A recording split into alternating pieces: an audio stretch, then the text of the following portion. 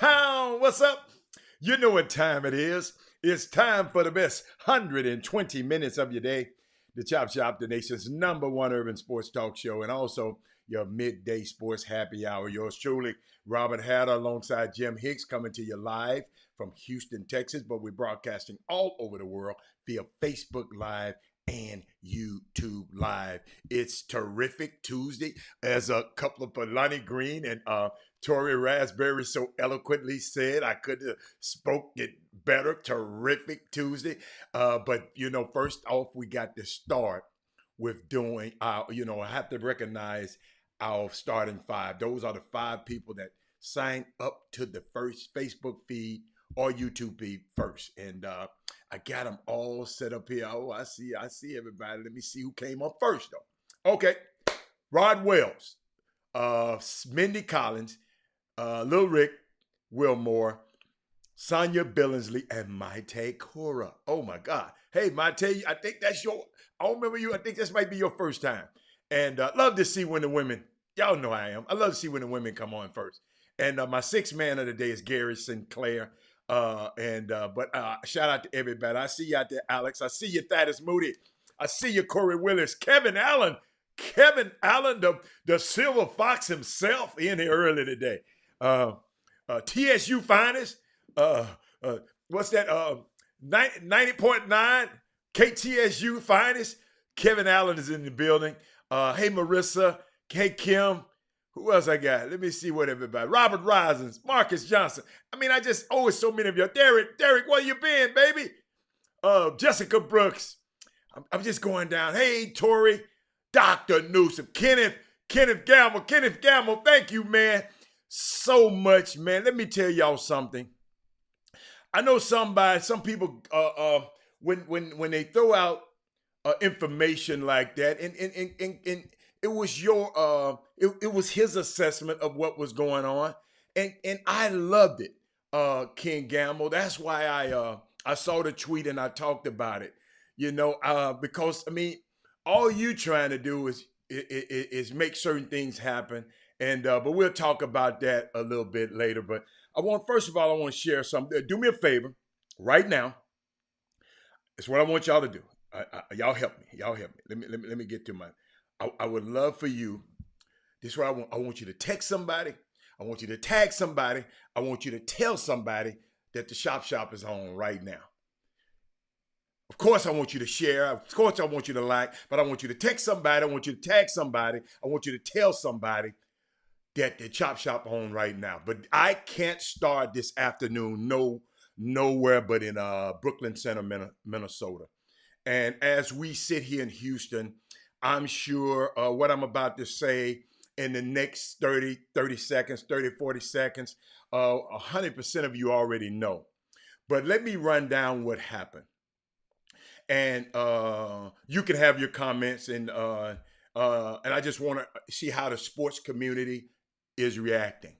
This past Sunday afternoon at 2 p.m., Dante Wright, a 20-year-old young man with expired license, expired registration, tags on his vehicle, and in an incredible, powerful 1-minute unedited video that was shown yesterday, two officers approached his car and they get out and handcuffed him, and there was a little struggle.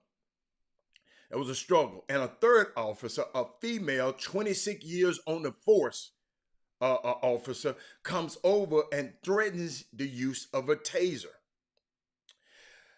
Where he continued to resist a little bit, and the officers, with the officer initially on the scene, she screams, "Taser," as she's about to use it.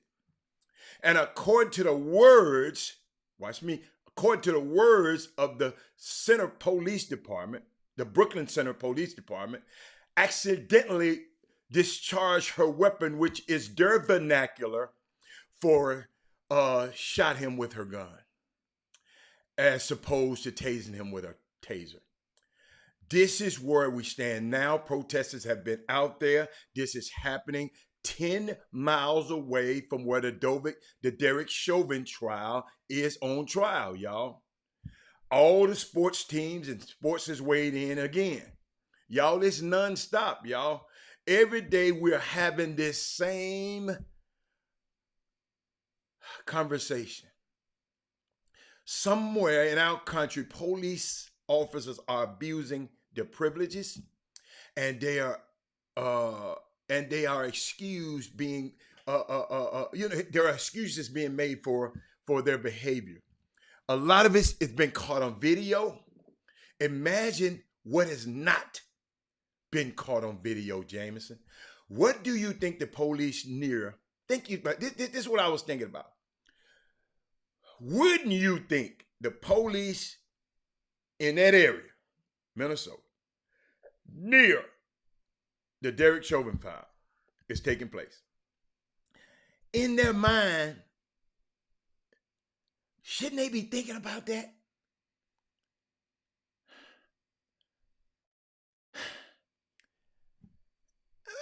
Y'all help me. So you telling me, and I'm gonna stay here long because I know, I want to hear y'all comments, but I just so we understand.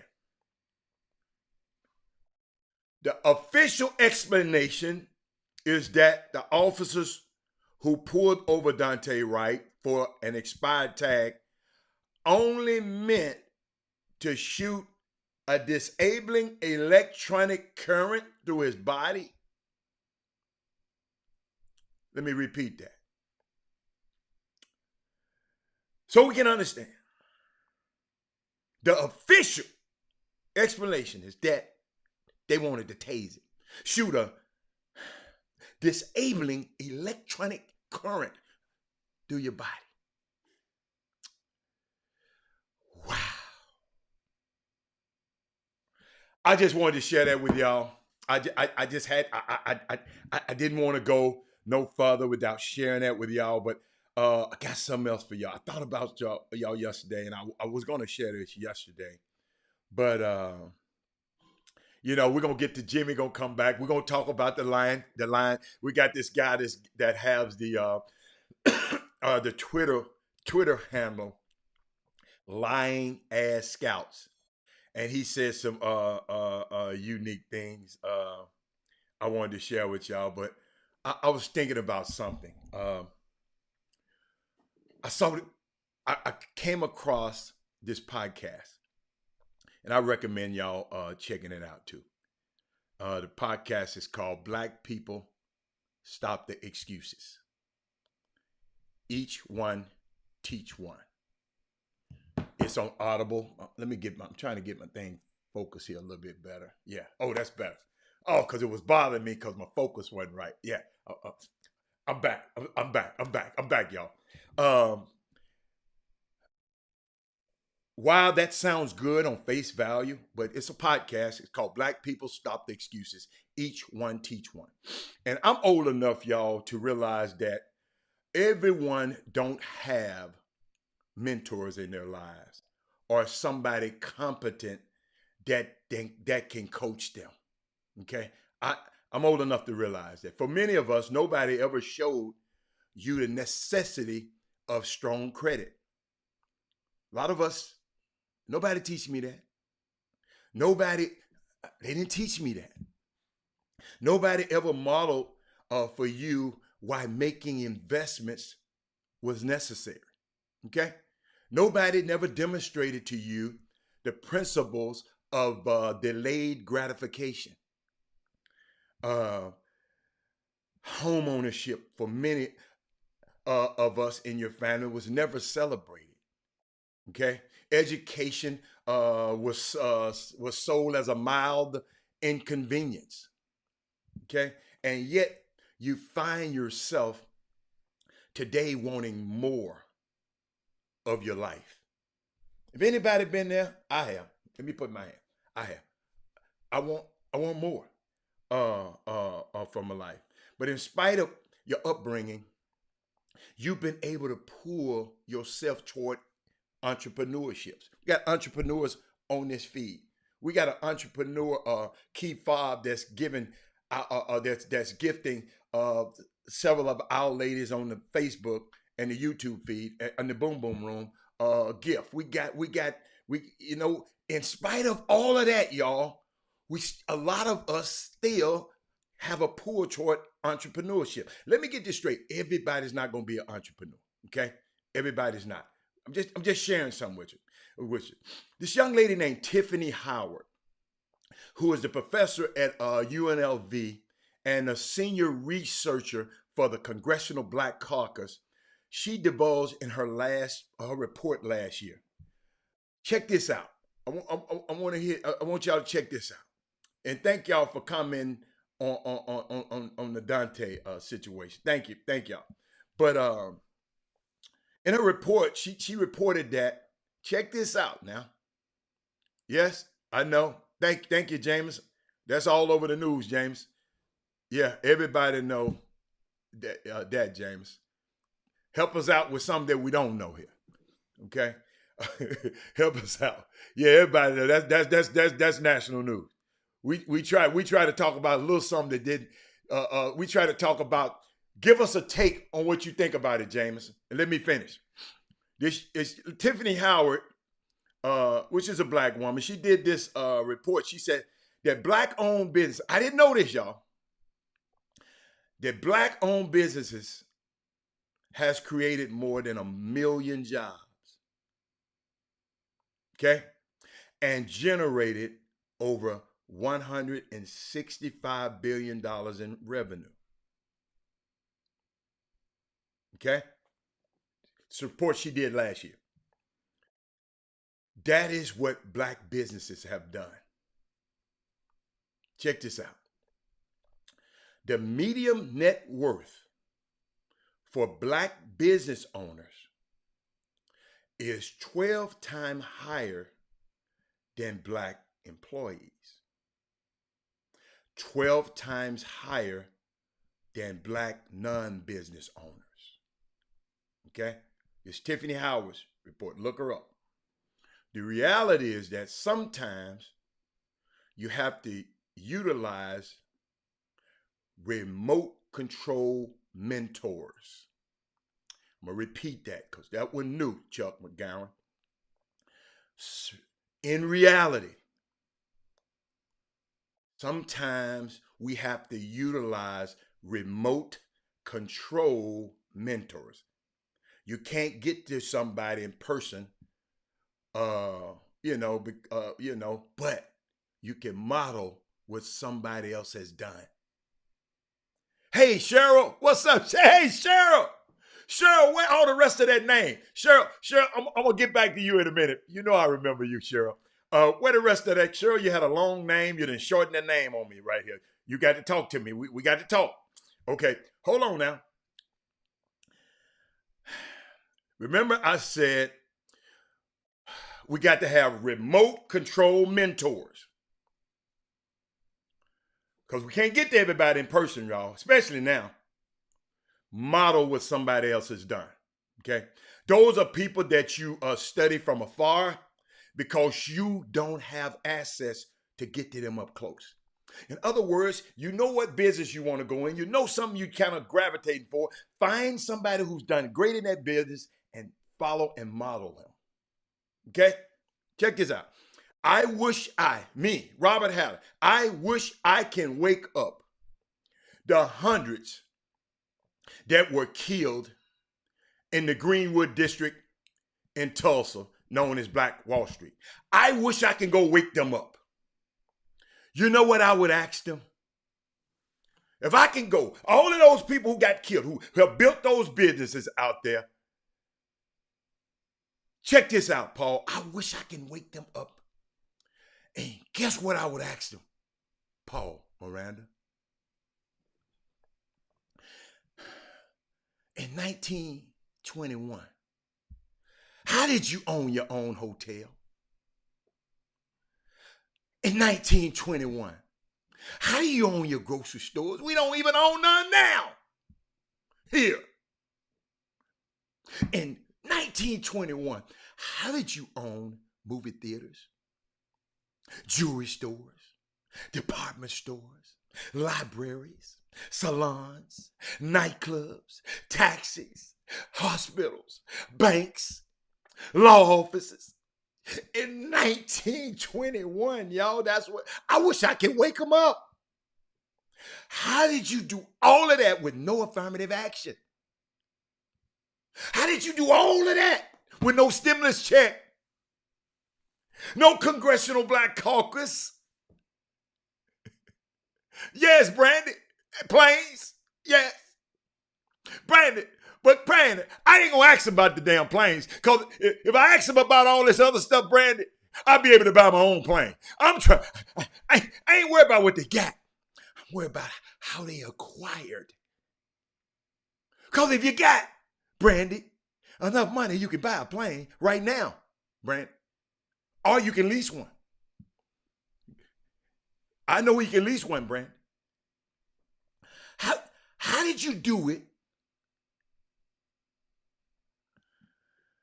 with no black person as the vice president? How you do it? I just thought about that, y'all. Something. Then I thought about, I read the Bible, and I thought about how the master give you stuff according to your ability. You know the saying. He gave Doc Newsom. He gave one 5 talents, one 2. He gave one 1. Everybody don't have the same ability. Everybody don't have the same gifts. Some are athletic. Some people are athletic. Some are artistic. Artistic, not autistic, artistic. Some are just good at math. Some are just good at arithmetic. It's not fair, but it's fact. Okay? Hey, Tamika. There are different levels of capacity, y'all. What I would like, Ken Gamble, this is for you. Be comfortable in your own gift. I'm going to let that set for a minute while I give me some tea.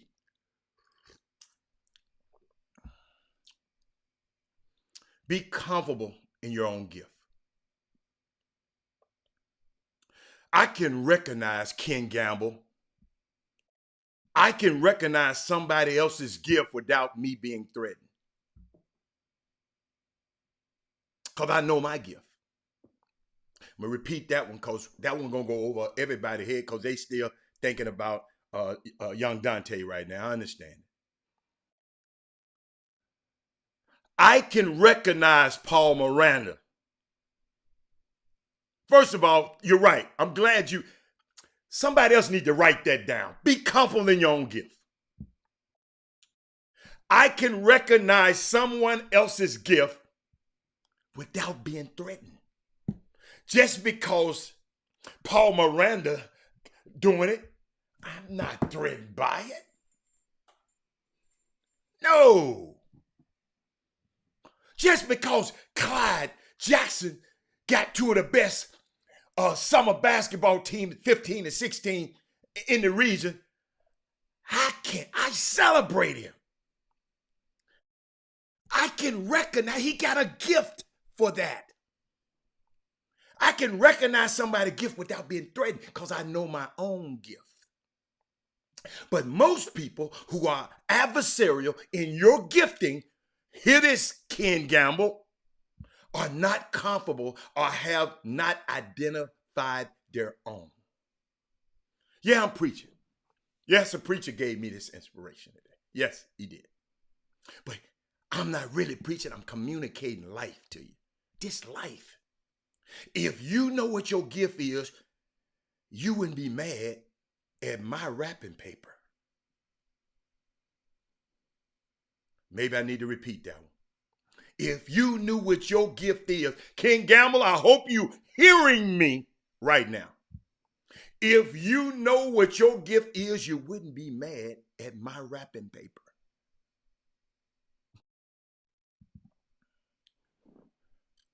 Because all the tangible things that comes with my gift, it's just not my gift. It's just things, it's not my gift, it's just things connected to the gift. Guy Jackson, Stephen Woods. I'm glad my favorite coach is on the line right now.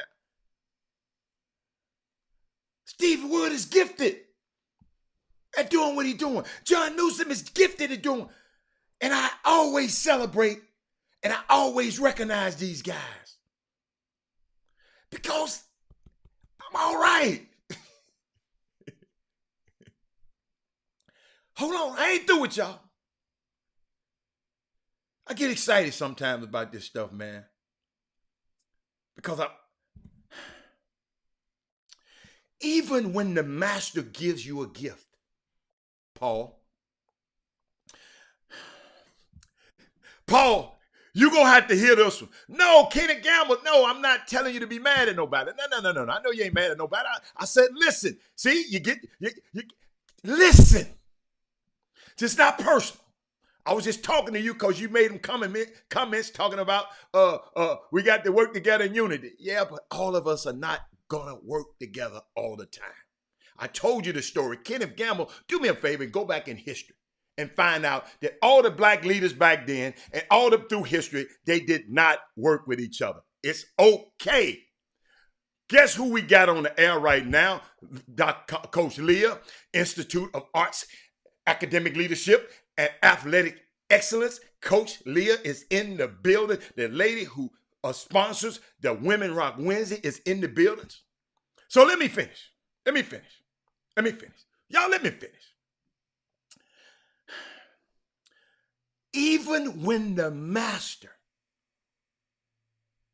I ain't telling you who your master is, but somebody is your master, gives you a gift, Doug Jones, assembly is still required.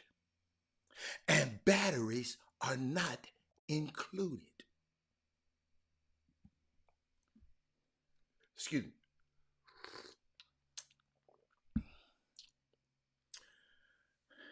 God will let you see your gift, but work is still required.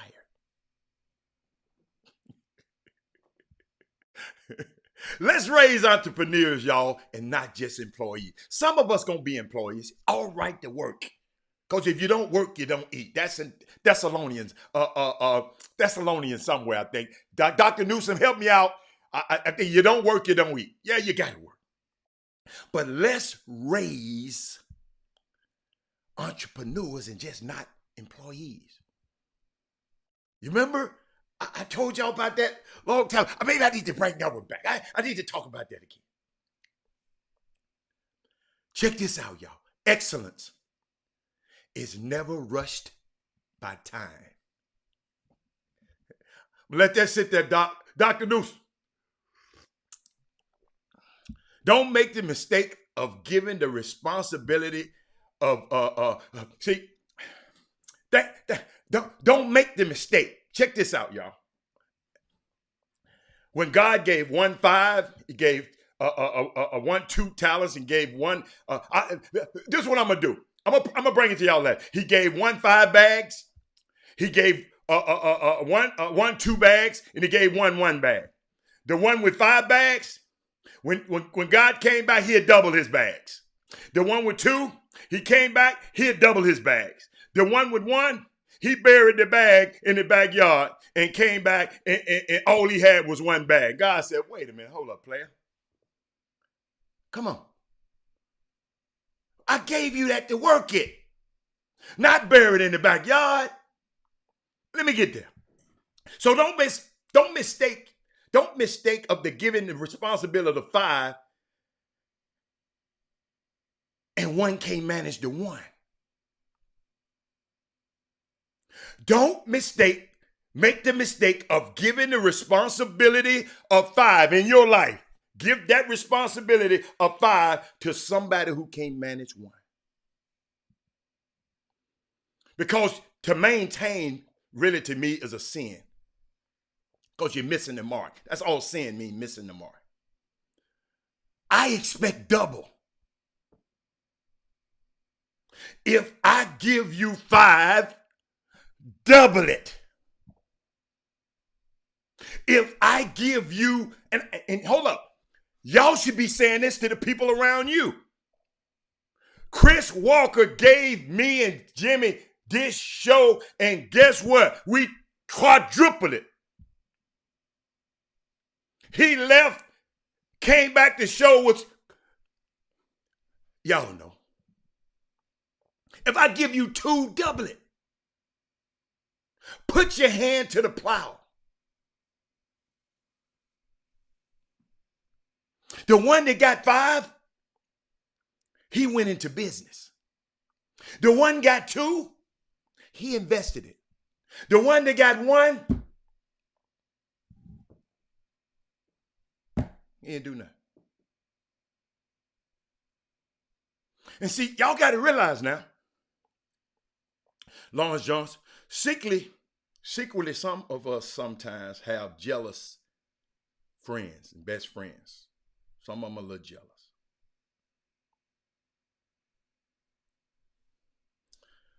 So you got to get to them. And you got to let them, look here, man, I'm not going to let you bury your gift.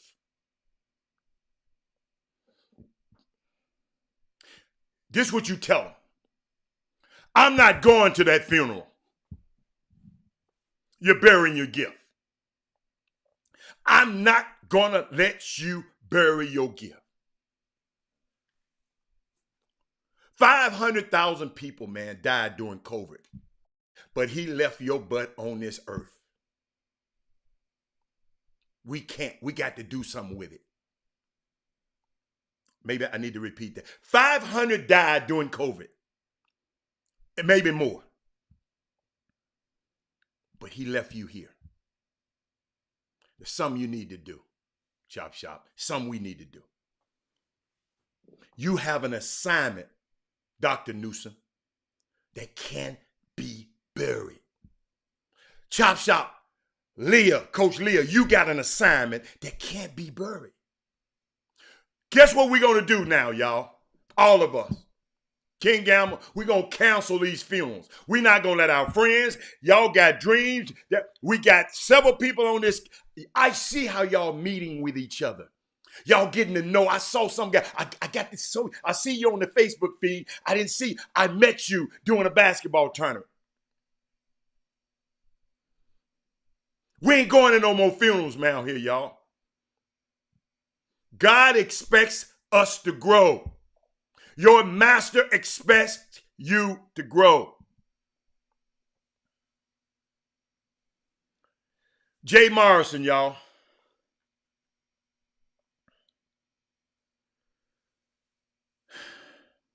Said a great quote. He said, you got to learn how to work with a little. Check this out. If you read 20 pages a day,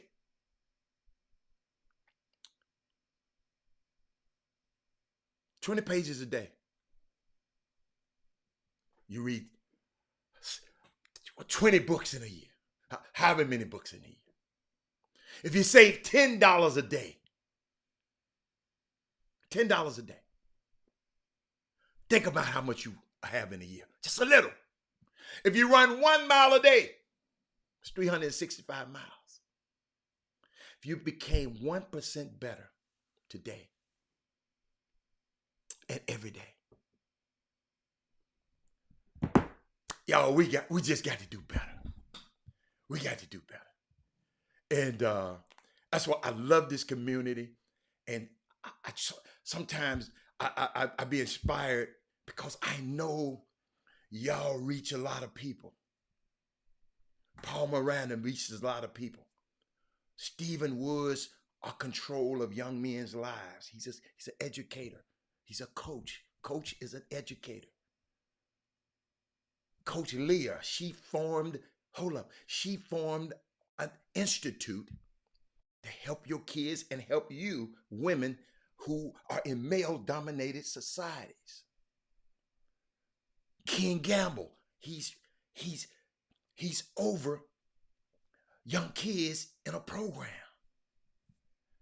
I can go up and down. I get Paul Miranda, Dr. Newsom. Dr. Newsom, every Sunday he's preaching in a pulpit. Look him up, Dr. John Newsom. Going on down. It's not just Alex Sestero. He sent me some information. I said, whoa, Alex, we got some bad people on this Facebook feed, man. Gina Lofton, I don't know what she do, but if she on this thing long enough, it's something, y'all. We are not going to let out, we ain't going to no more funerals. Any idea, we are multiplying our ideas. I'm going on down. Broderick, I don't know who you are, Broderick. Thank you, John Newsom. 2 Thessalonians. See, I told y'all, I was close. Yo, I got to use this platform for more than just talking about sports sometimes. So I told you, it's two instances that changed my life about coming here every day, not missing a day almost, constructing my whole career, my whole life, and making sure it don't interfere with these 2 hours. You ought to hear my family. You ought to hear my friends. They think I'm crazy. Don't give me no appointments. You got to give me early in the morning or after 2. That's why sometimes I'm rushing out of here, because my life is structured like that. But it's 2 instances. I mean, Ken Gamble even told me a story the other day that, you know, I don't know if y'all know, I sponsored a team, the Franchise All-Stars, for 2 or 3 years. Just sponsored them. Just said, man, y'all go do what you do. And he said people still had something bad. People still had something bad to say about that. But it's 2 instances. And I'm going to share with y'all. This young lady, Jimmy and I was on the show. And Jimmy and I was on the show, and a lady called in and said she was getting her chemotherapy. And she said, this is the best 120 minutes of her day. She listens to us before she go into chemotherapy. It got me.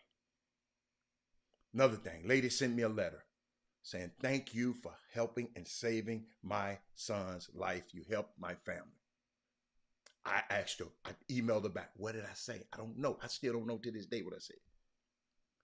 But the words, man, words are important. Of course, we're not going to be perfect. No, we might say the wrong thing sometimes. But words are very important, y'all. And all I wanted to do, we're gonna take a quick break. We're gonna come back. Jimmy gonna be with us when we come back. But Chop Shop, we'll be back in a minute. I hope you got something out of that. And you know, I just hope to God that you did. Chop Shop, we'll be back in a minute.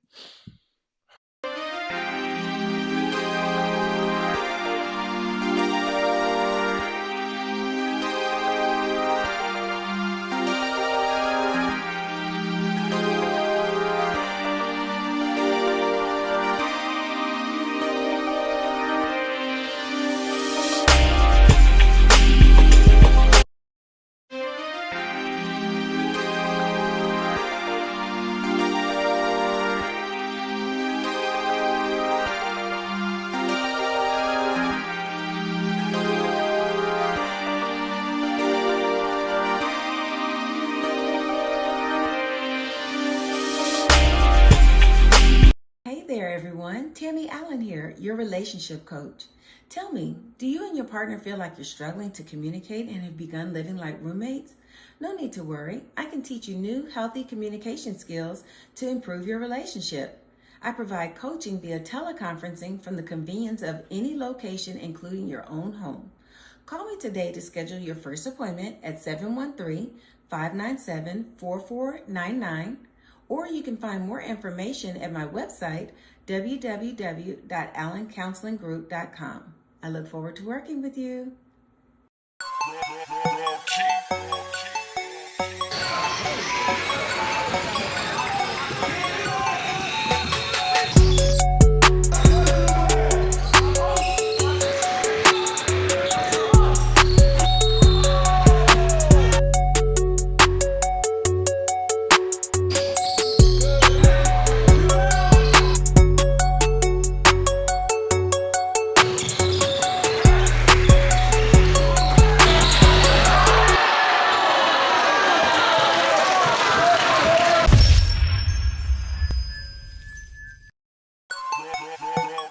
Welcome back to the best 120 minutes of your day.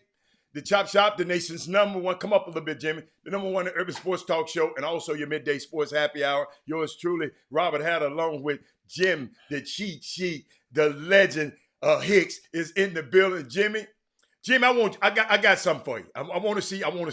I got this video. Somebody, when you tag me, y'all know what I'm gonna do. Listen, I can play your video, but it can't have all that old cool ass music in it because it'll shut the show down. Okay? So let me show you something I caught last night. Jimmy, you got to tell me who this young fella here is.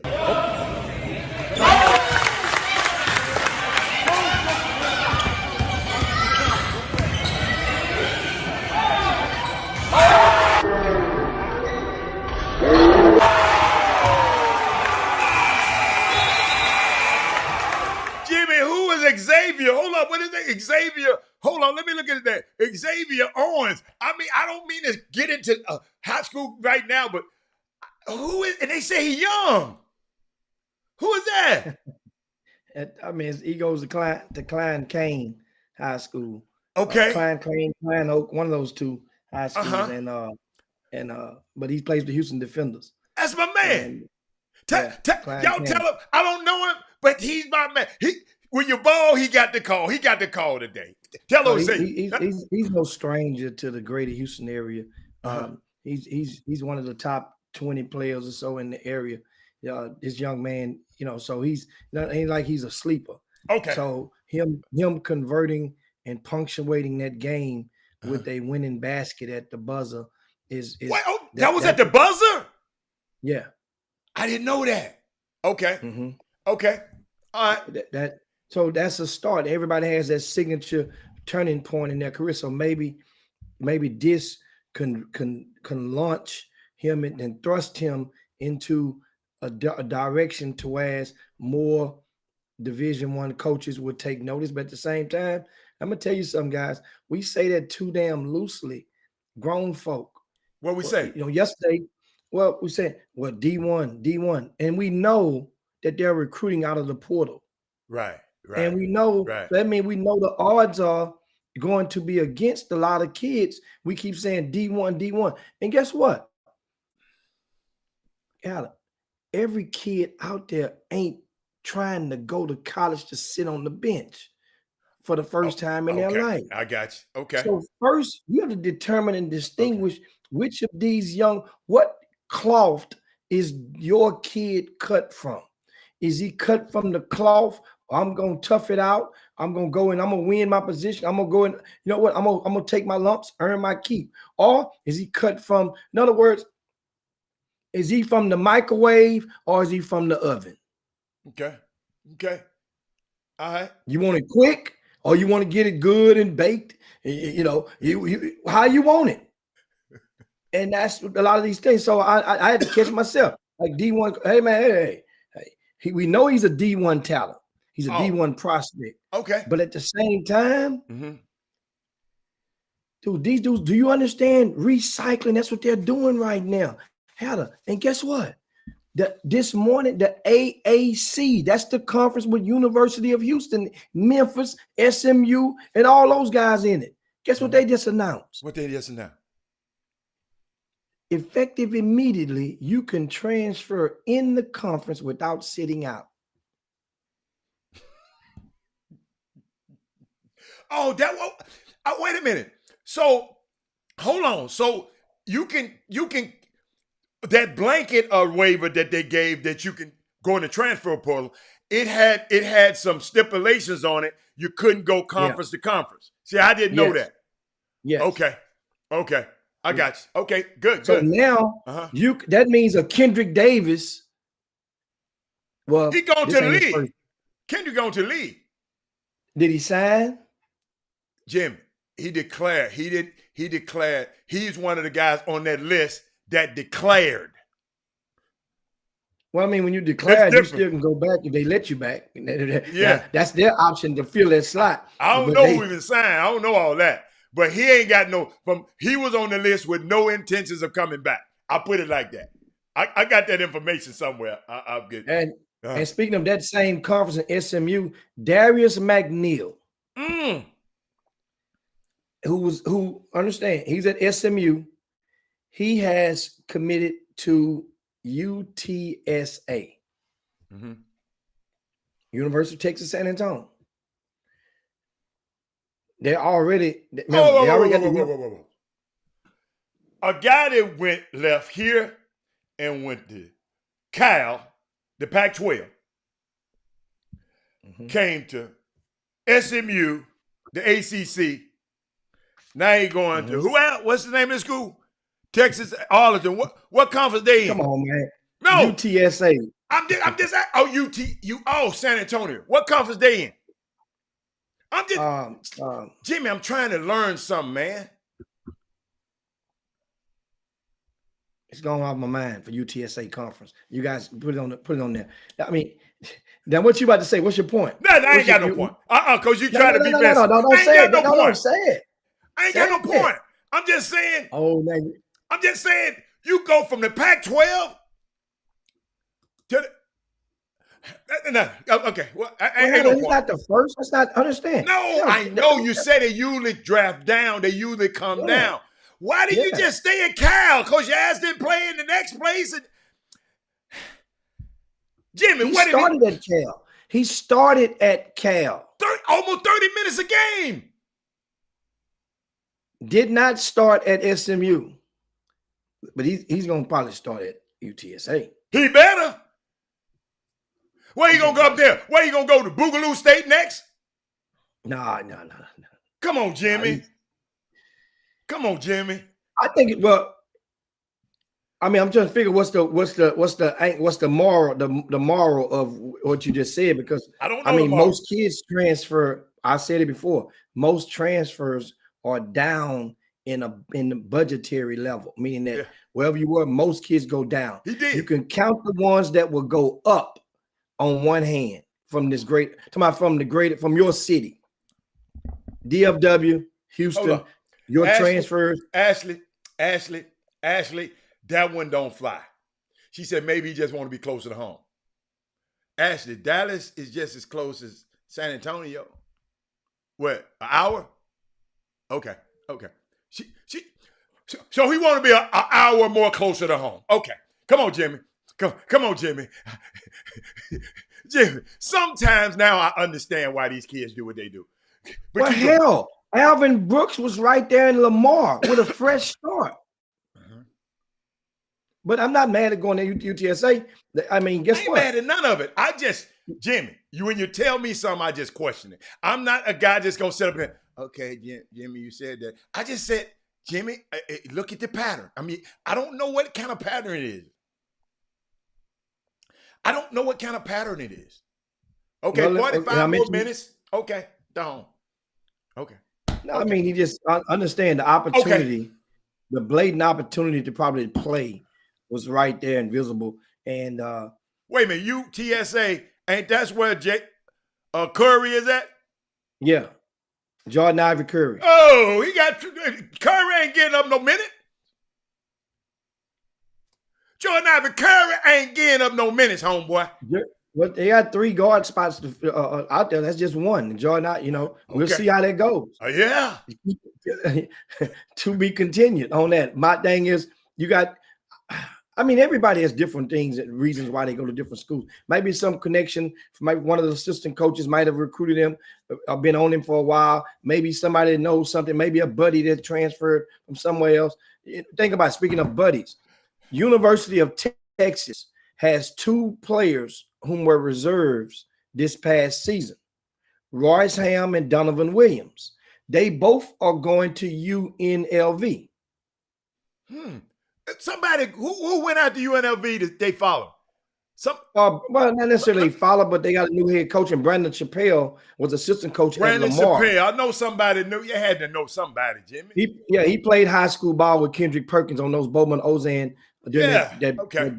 Somewhat of that dynasty, that they had down there back at the turn of the millennium. So Chappelle is going there. Okay, and understand. Stretch, Donovan Williams' sister played for the Las Vegas Aces. She has a home in Las Vegas. So that's like home away from home and a reason for him. Okay. As far as you connecting dots, Okay. But it's one of those things. You got to be able to play UNLV too now, Jimmy. Jim. I mean, I'm just watching this stuff, man. I can't wait till the season start again now. Almost. I can't wait till the season start again. College basketball. That's right. And Walter Yates say he played for us. That's right. Walter Yates was on that coaching staff at Beaumont Ozan back in those days as well. Yeah. Walter Yates was on that. Walter Yates had his hand. Walt got a ring. Walt got a ring. Yeah, Walt got a ring. Walt got a ring. He got his own ring. Josh Farmer going to US. Okay, yes. Okay, all right. Hey, Donald Hall listening to the Chop Shop from Vegas. What course you playing out there, Don Hall? That's all he gonna do is play golf out there.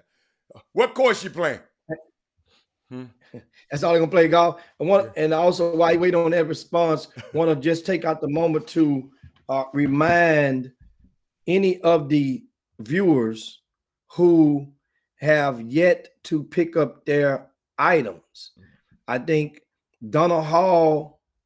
He out of town, Jimmy. That's him. Calvin Ward, Curtis Basin, Daryl Hawkins, and Robert Hatter. Hey, Jimmy, I would pick up Don Hall's, because I know him, and I'll make sure he get his. You're not picking up Daryl Hawkins because he owes some crawfish. No, I ain't messing with Daryl Hawkins. Daryl Hawkins, we're going to see him at the crawfish spot. But, Jimmy, you can't go home and eat crawfish every day. Dude, that's too much iodine. So I ain't gonna. You need to chill for a few days. Okay, all right. 2 days. I 2 days. My God. Dude, hey, guys.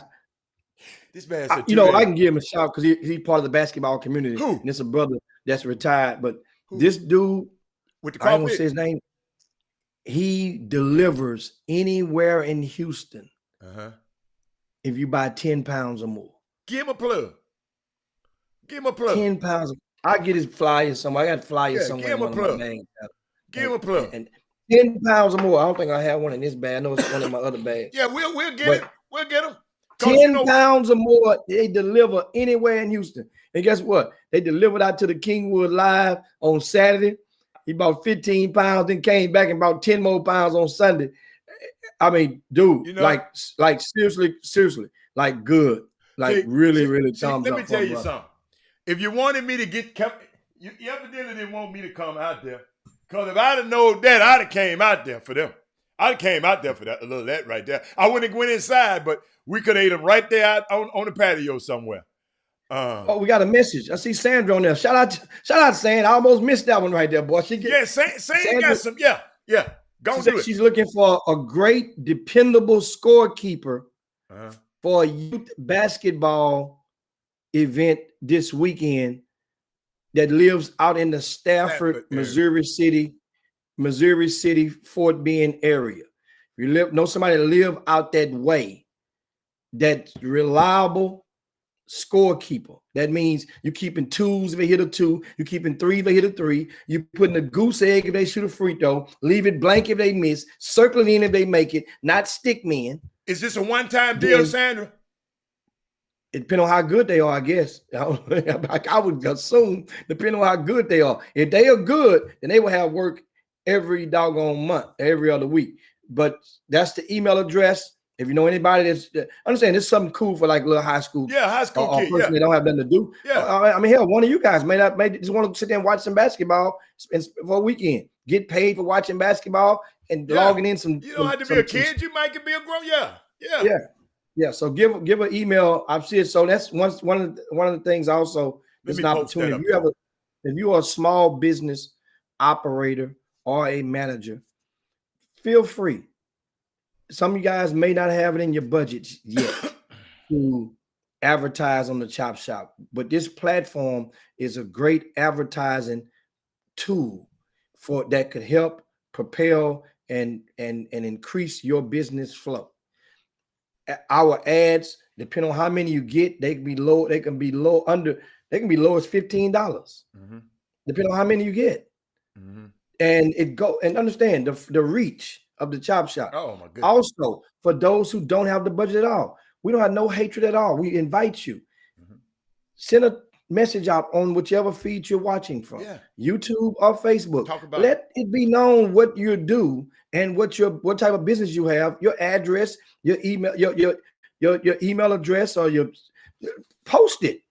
Yeah. Hell, you might be some plumbers out there. You never know that whose pipes busted. There might be a yard man, and Lord knows if I left the Alvin Brooks last week. Yeah, my yard man ain't called me. I got so if you're a yard man live on this northeast side, you got some business today. Come get it. I'm just saying, you'd be surprised because we preach it all the time, Mm-hmm. and we all sometimes are guilty. This is a platform where we really and truly can support each other in a facet. If somebody have a damn cupcake shop, I ain't eating many cupcakes, but I just might go by there and buy a dozen of them for somebody. Jim, I've come across a young lady that got her own garden, a garden, got property, got a garden, and organic fruit. Organic fruit. I'm gonna try to get on the Chop Shop. She got her own. So Jimmy, you want your head of lettuce? You can get a watermelon or anything. She got her own garden.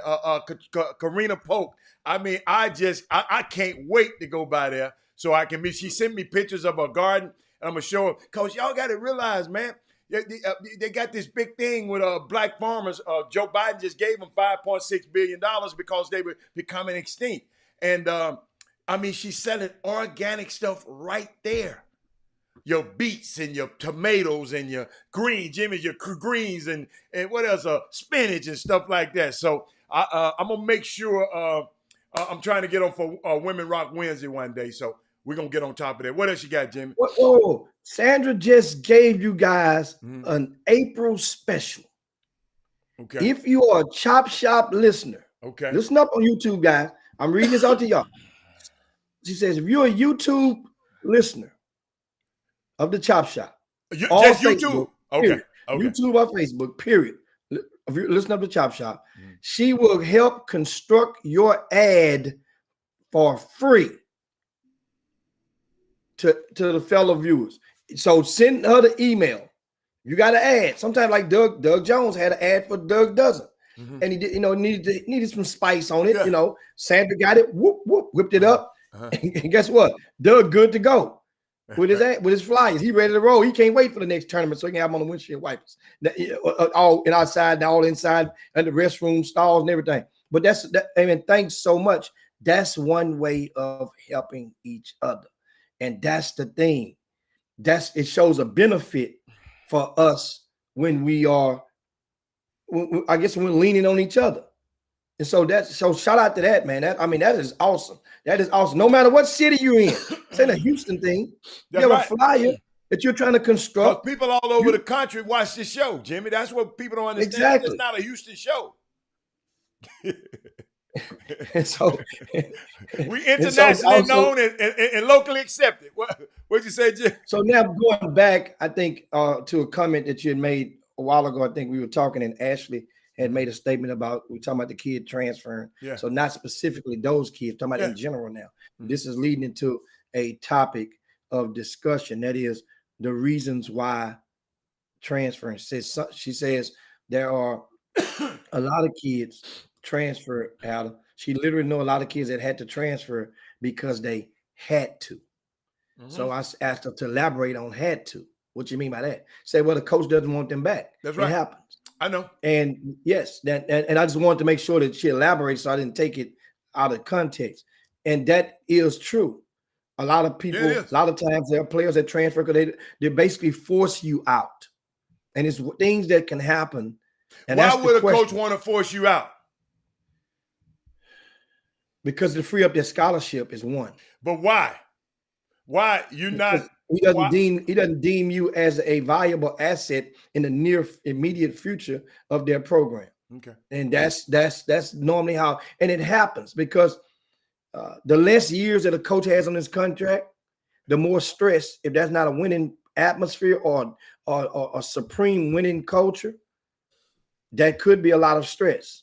It could be a lot of things that kid knows that he's not doing, and the parents may not know that he's not doing, he or her, away from home. It's so many different reasons. My thing is, on the parent side, I guess how I would ask this question is, when do you learn that the kid is being forced out? At what month did it happen to you? Or did you hear about it from someone else? I'm just curious to see where the pattern is. That way, but now we can start knowing if some of the signs, but first of all, if a kid minutes decrease drastically, or if a kid is not playing much and he's a sophomore and they hadn't redshirted him, those writing is on the wall. You could right, because it's a win now business. These coaches aren't getting the jobs for 10 years now, at a time. They're 3 years. They got to get it done. 3. Then the fire comes up under their ass, and it's time to either do what they got to do or get off the pot. They know this. If you can, so the objective is within a 2 to 3 year span to increase the atmosphere of the program, so you can get an extension. See, it's all about pay raises with the college coaches. You sometimes during the recruiting process, a lot of you parents would grow to believe that it's about them loving you, loving your kid. They're gonna take care of your kid because that's what you saw in the movies, or that's what happened to the next person 5-10 years ago. And there are some coaches that really affectionately feel that way about players, but not about every damn player that they sign. Every player that's signed, Adam, the head coach isn't the point guard on every damn player that is signed. There's an assistant coach that may persuade the head coach to sign this one. There's another assistant coach might persuade the head coach to sign that one. And then there's two other assistant coaches might neither one of them probably like it, neither one of those two. So they're going to be letting the head coach know, I ain't like him in the first place. Coach, I told you we should have took John Doe. And so that happens on some staffs. It happens. So guess what? They make life miserable and make you want where you want to leave. Then they high five each other on your way out the door. That's kind of like how this stuff goes. And so Paul Moreno say, you have one scholarship, you're trying to get a ringer, but the ringer wants his buddy that can play too with him. School got to create that spot. That happens sometimes. There's different reasons. But the thing is, this is a cold game, reason man. why you went to that particular school. See, that's the thing that's getting covered. That's where, if you're going to make the same mistake the same way twice, that makes you a double fool. The same mistake the same way, we all can make the same mistake twice. We think about it like this. How many speeding tickets have you got in your life, Hal? Not many. I don't drive that. I mean, this over what? Over and under. Might be 2. So that means you sped twice and got caught. That was they on the same freeway? Did you get the tickets on the same freeway?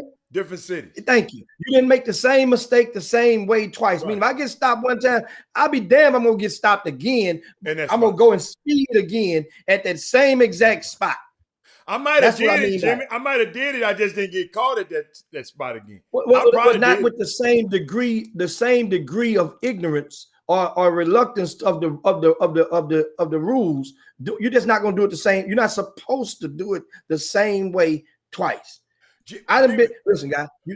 What do you say to Clarence Harris saying that sounds like a terrible staff not on the same page to what you were talking about earlier about the head coach not being on the same page? What he said sound like a terrible staff. What you want to address that?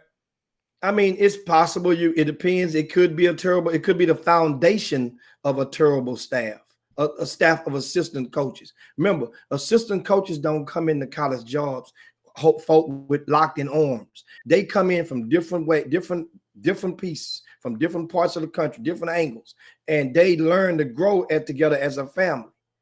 And now I didn't necessarily mean for you guys to understand that every single assistant coach that did not recruit another player is going to backbite that assistant coach and say he was wrong, he don't know what he's doing. No, what I meant is other ways that they can do that.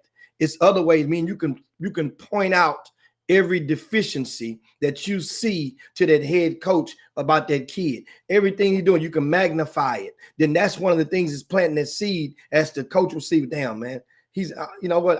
You're right. I really don't like that kid. And that's the way that it could be done. But it happens. It happens. There are a lot of coaches out there that don't have the same evaluation skills. That's why so many coaches rely on the words of so many others. And then when it's time to do them to do their own intel, they ran out of time. Yeah. And evaluation is so subjective because sometimes that player looks good, Jimmy, but Stacy just said something. Let me find, I put him in my favorite. Stacy just said something. He says a simple reason. He said, most players are run off because the player is not what the staff thought they were on and off the court. So, once you get them in there and be around them, and be around them in a long time, you can find out who a person really is. And you follow me, Jimmy? I mean, when you first meet a girl, I mean, you don't know. You don't know when you meet her out. She got the wig on, and she got stuff to enhance her beauty. And then she go home and get to checking them eyebrows out and get to checking them nails off and checking everything off. You say, oh, whoa. I'm just being figurative here, y'all. Okay. And so I think that's a great comment by Stacey. I understand that. I mean, sometimes you just don't know if the guy tough enough, because everybody can't handle some of this coaching. Hey, y'all, them dudes be intense and lathered up. Some of them kids be saying, man, my mama ain't never talked to me like this. My high school coach, my summer coach, he cool. He ain't never said nothing. We go out and hang out. We do this together. This coach here ain't thinking about. So it just, man, that stuff changed when you get to college kids.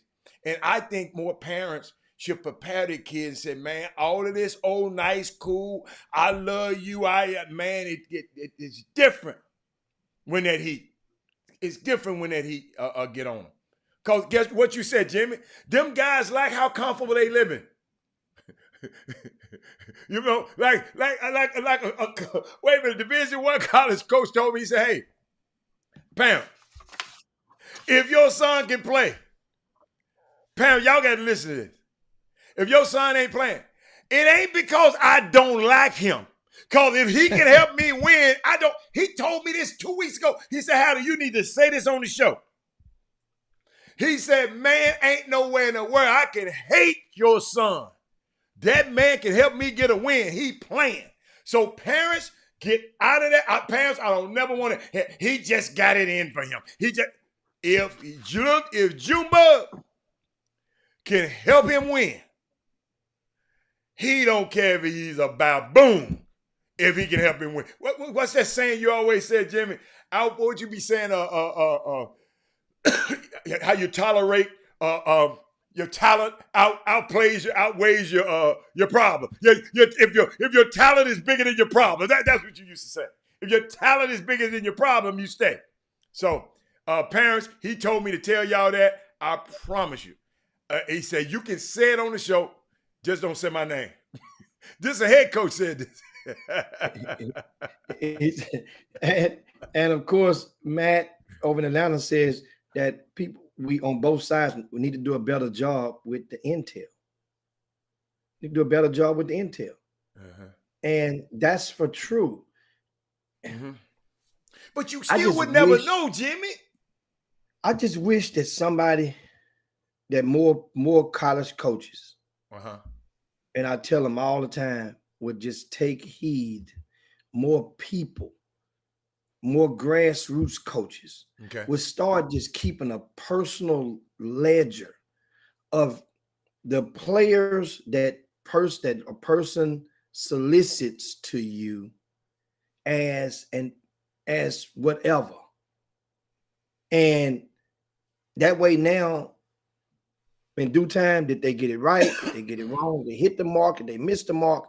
And that way you start basically keeping score of who's leading you, who's trying to get you.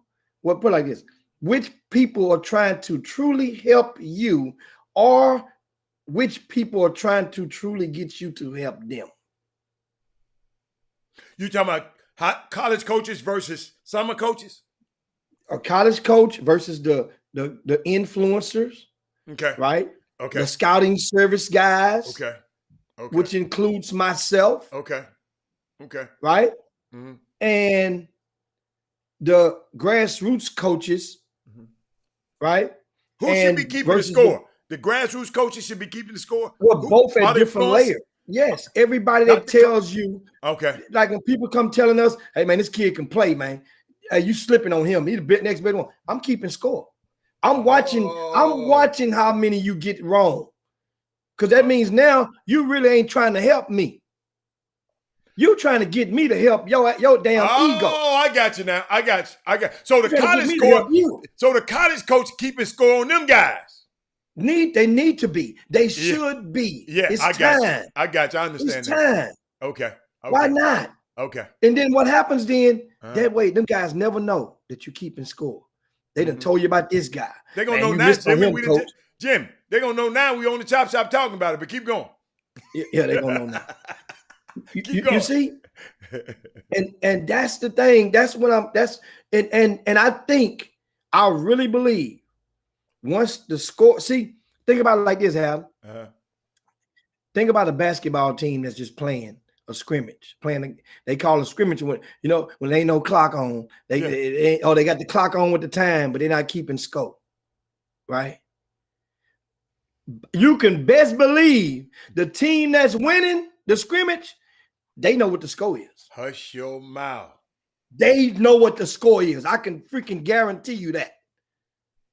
The team that's losing, they're gonna look at man. You're right. You are absolutely right. Because I've been in this situation before. Yes, absolutely right. Absolutely right. And so those are things. I'm reading some of the comments in the Chop Shop, and Scholar Athlete says too often scorekeeping is lost in summer ball. After the game, I frame by frame stat every game, and often the points, fouls, and timeouts are taken off a few. Yeah. You know who else does that? Stephen Woods does that. He go back and watch the game and stat it like that for Hightower. I mean, I remember because he don't give the scores right after the game. He always wait till he go back and he look at the game, and then he tell you what's going on. Give you an accurate count if you're watching that film. Because they say the film don't lie. and back to Ashley, she said their coach literally played 7 kids all year long.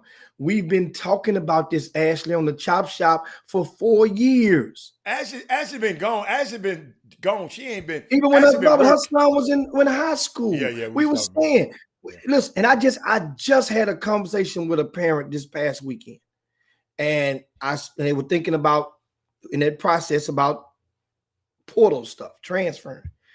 I say, first, get your son Y'all go get on the computer. First of all, you identify different cities that you have immediate family members in and around.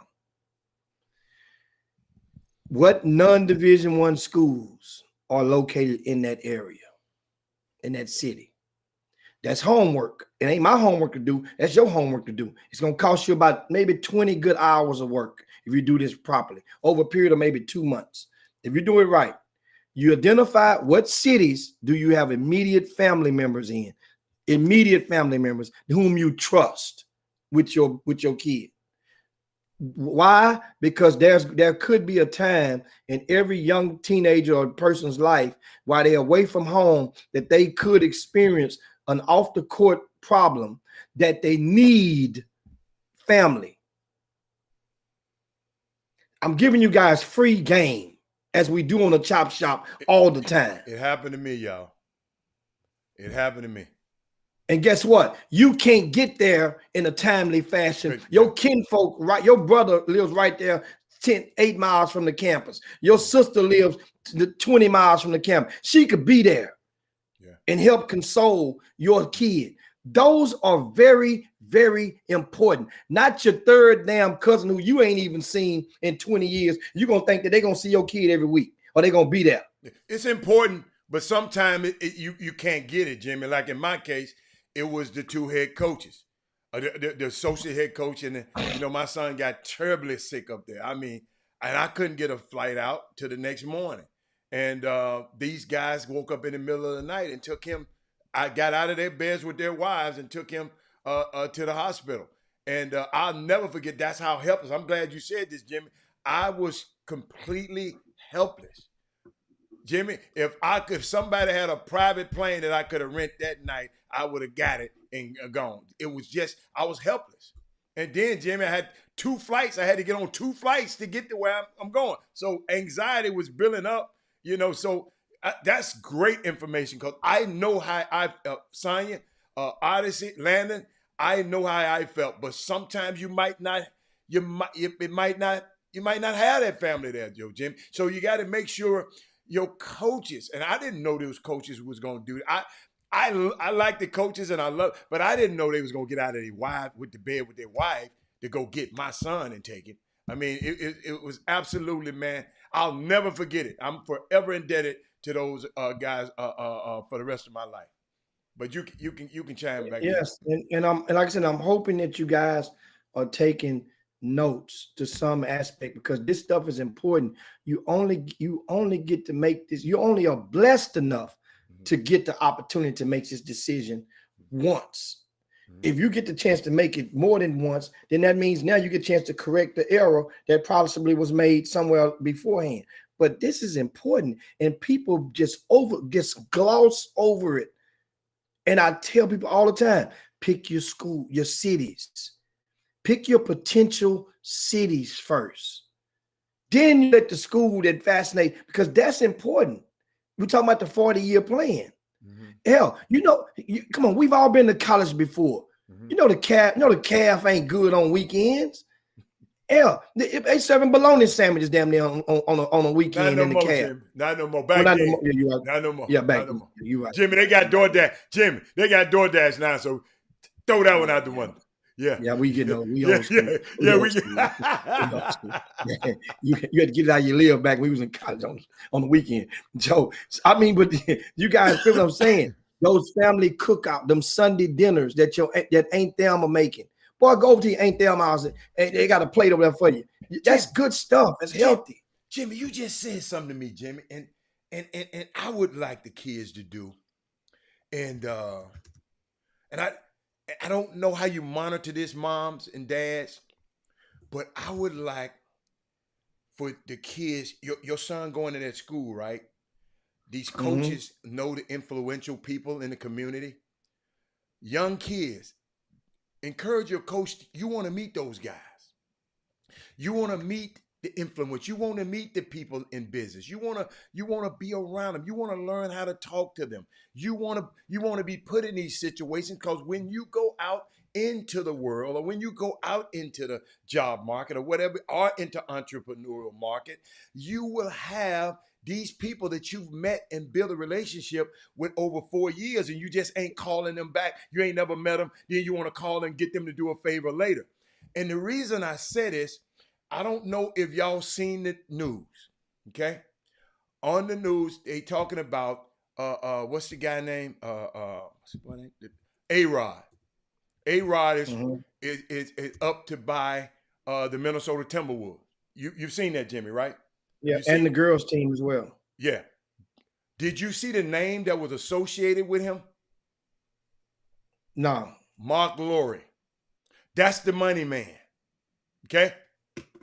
Jimmy, Mark Lowry is my son's mentor. Ever since he got out of college, that's the guy who he been mentoring with him. But that's what we got to start doing, young people. Go and put yourself, your coach, whatever city, your college coach, he got influence. And just encourage him. Coach, is it okay? Can I meet that guy? Coach, can I meet this guy? Coach, can I meet this guy? That's how, Coach, yo, we just trying to win. If we have enough of you young guys up there in positions of power, being the gatekeeper, you can bring them in. But I'll never forget Chris Walker. He was a gatekeeper for Jim and I. But Jim and I, guess what?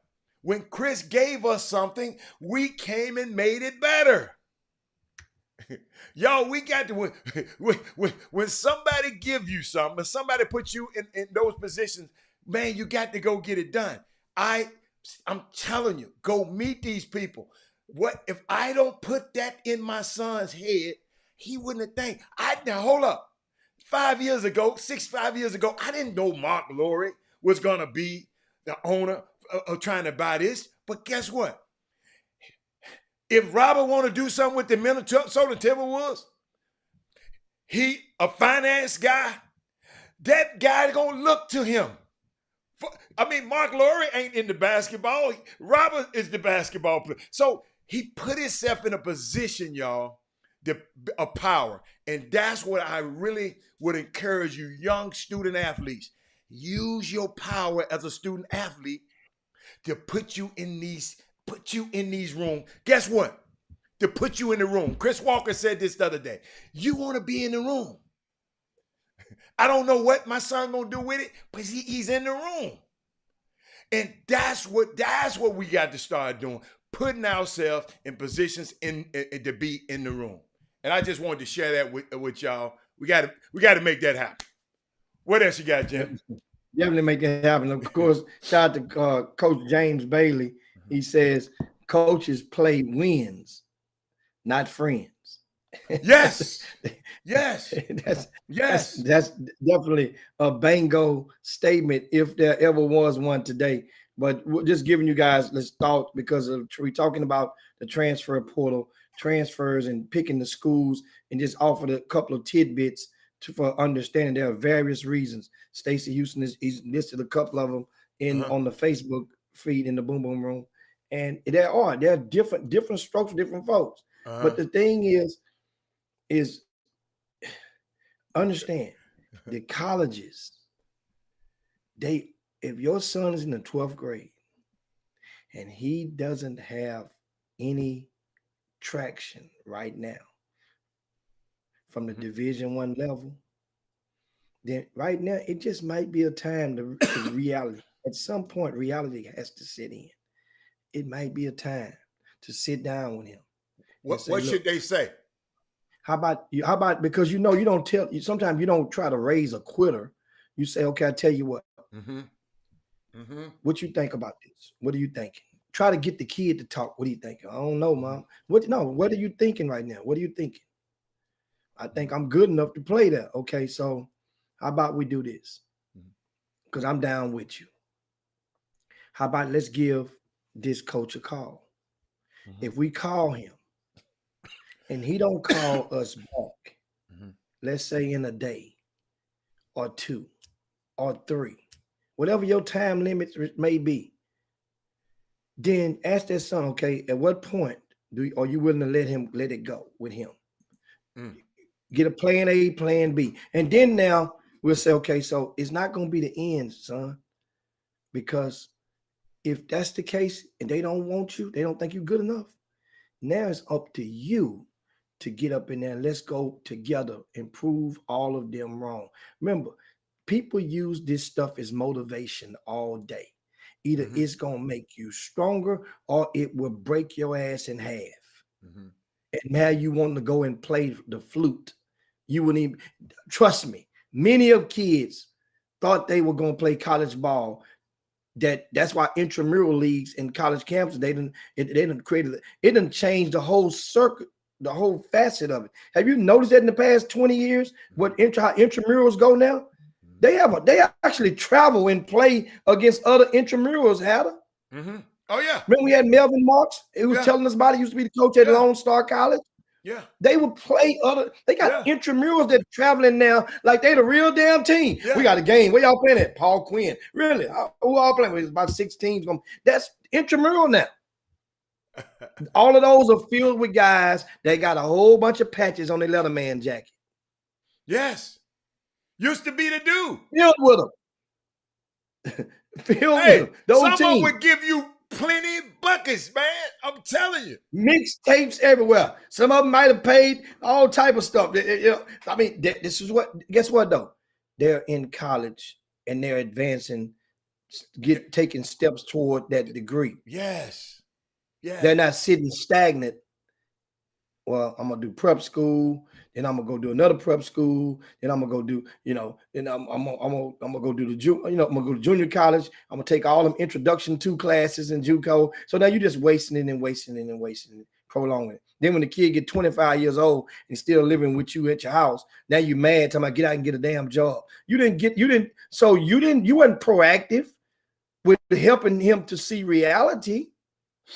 Then again, if the parent can't see reality, then how the hell you expect them to guide the kid to see reality?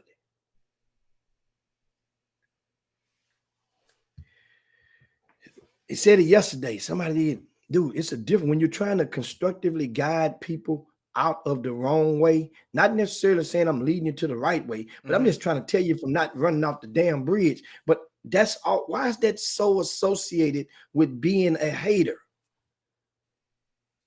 We subscribe to that word and we use it so loosely right now. Oh, he hating. So then what happens is it makes some people don't even want to say nothing to you. Just run your ass out there. I'm gonna watch. Wait, man, you ain't gonna say nothing. No, let them go now. Let them run off the cliff. Jimmy, how do you go? Because we do have some people in this community that do hate. So how does a parent differentiate between some guys do hate? Some guys are just so miserable, they actually don't, they hate. But they call it, oh, no. Some of y'all hate. So how do the parents differentiate that, Jimmy? What they just got to just stick their hand in there and hope it don't, I mean, how? Talk to me. I think if you have been paying attention to the source, if the source has ever given you some constructive, positive, constructive words, then I wouldn't think if they give you some negative ones tomorrow that they deem them as hate. Now, if they've never said nothing positive, then all of a sudden, man, it's negative. Maybe so. Maybe so. That's a suspect. Put it like that. But Jimmy, I want parents to understand if you have no critics, you likely have no success. So it's all right.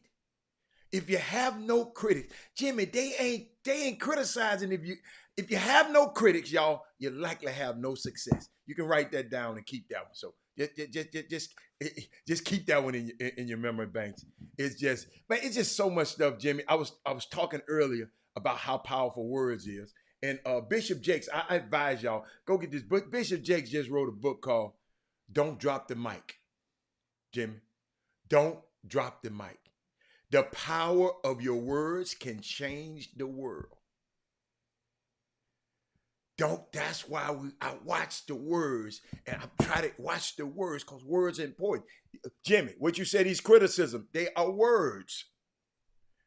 So don't drop the mic. The power of words can change the world. The wrong words right now can start a war.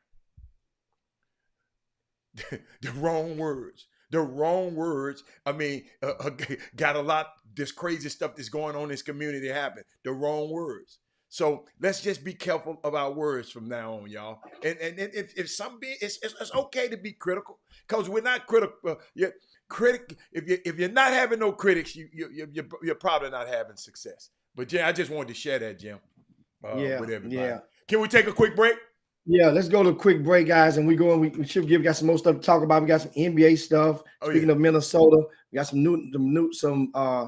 some breaking news out of Minnesota, and we'll touch on that. It's troubling times, guys, but Chop Shop is one way that we can go on and push through and be able to stay calm, at least for now. You guys make sure you share the show. That's what we need you to do right now at this time. Share the show to your timelines, to your friends, even to some of your groups. Let them know about the Chop Shop right now. Give us a thumbs up if you're in that YouTube boom boom room right now, and we'll be right back after these messages.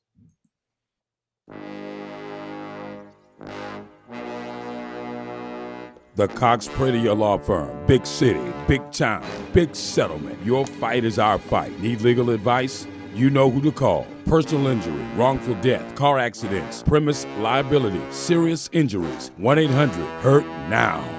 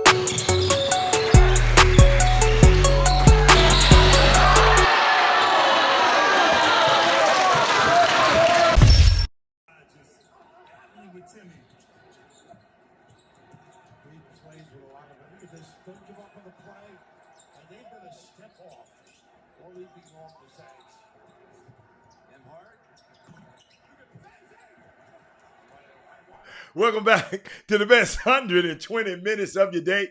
The Chop Shop, the nation's #1 urban sports talk show, and also your midday sports happy hour. Your truly Robert had alongside Jim Hicks. I told you I was going to play that play. I was going to play. Did anybody see a play like that over the weekend? Did anybody see anything like that? A guy contest a shot, go out of bounds on the other side into the bleachers and come back and close out on the other side? If you do, send that to chopshophtx@gmail.com. I just want to see it. But Jimmy, what we got? We got some NBA stuff happening in Minnesota. And speaking of Minnesota, that's the team that A-Rod and Mark Lowry is in line to buy. And it's a lot of stuff. I talked a little bit about the situation in the beginning, but what you got? What you got about it? What you got? Well, of course, the Minnesota Timberwolves, the Brooklyn Nets, who's arguably the most popular team in the NBA right now, they're visiting the Minnesota Timberwolves, especially thinking about Kyrie Irving, and who has been somewhat different in regarding to his approach to a lot of the social injustices around the country in the past 3, 4, 5 years. And I mean, Kyrie just got into it with one of the players with Lil Ugly last week, and is coming insinuated that what ignited things because Lil Ugly called him a nigger, and so I'll use that word during their verbal squabble. Well, the Timberwolves game today against the Brooklyn Nets will be. It was postponed last night, Jimmy. No, it's going to be without fans. I know, but I'm just letting you know it was postponed last night. Yeah, but it's going to be today at 3 o'clock Central Time. That game will take place 3 p.m. Central with no fans in the building. This is as a result of the terrible, senseless killing of Dante Wright up in Minnesota, and we've under the also heard that the police chief, if I'm not mistaken, has resigned.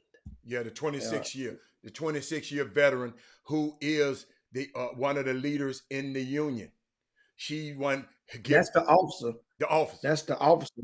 Yeah, Yeah, that's the 26 years over the union. yeah. That's the thing. Also, the chief that's coming. resigned too Yeah, of that yeah. of that community, not the chief of Minnesota, the one for that community. For that. Now, which one of them? Brooklyn Park is where it I happened. confirm which Yeah. one in just a second. Okay. But the thing is, Mhm. that's the thing that's a lot of people, it's just hard pill to swallow. The officer and the chief resigned. That would I haven't looked at it, Trey Phillips, because we've been on the show since a lot of these developments didn't happen. So Trey Phillips said the officer resigned and the chief resigned. Yeah, the police chief have resigned. It's Brooklyn Park, Jim. It's called Brooklyn Park area. Brooklyn It's a suburb. Center. Huh? Brooklyn Center. I'm Brooklyn sorry. Center. Brooklyn Center. I'm sorry. I don't know why I Yeah. said Brooklyn Park. So Brooklyn Center. they have resigned, and Mhm. this was just within the last hour. And Okay. and the thing is, 26 years on the force. You were president of the local union, police union, at one time, and you can't properly interpret the taser from the pistol. That's what's being relayed. You can't think about it.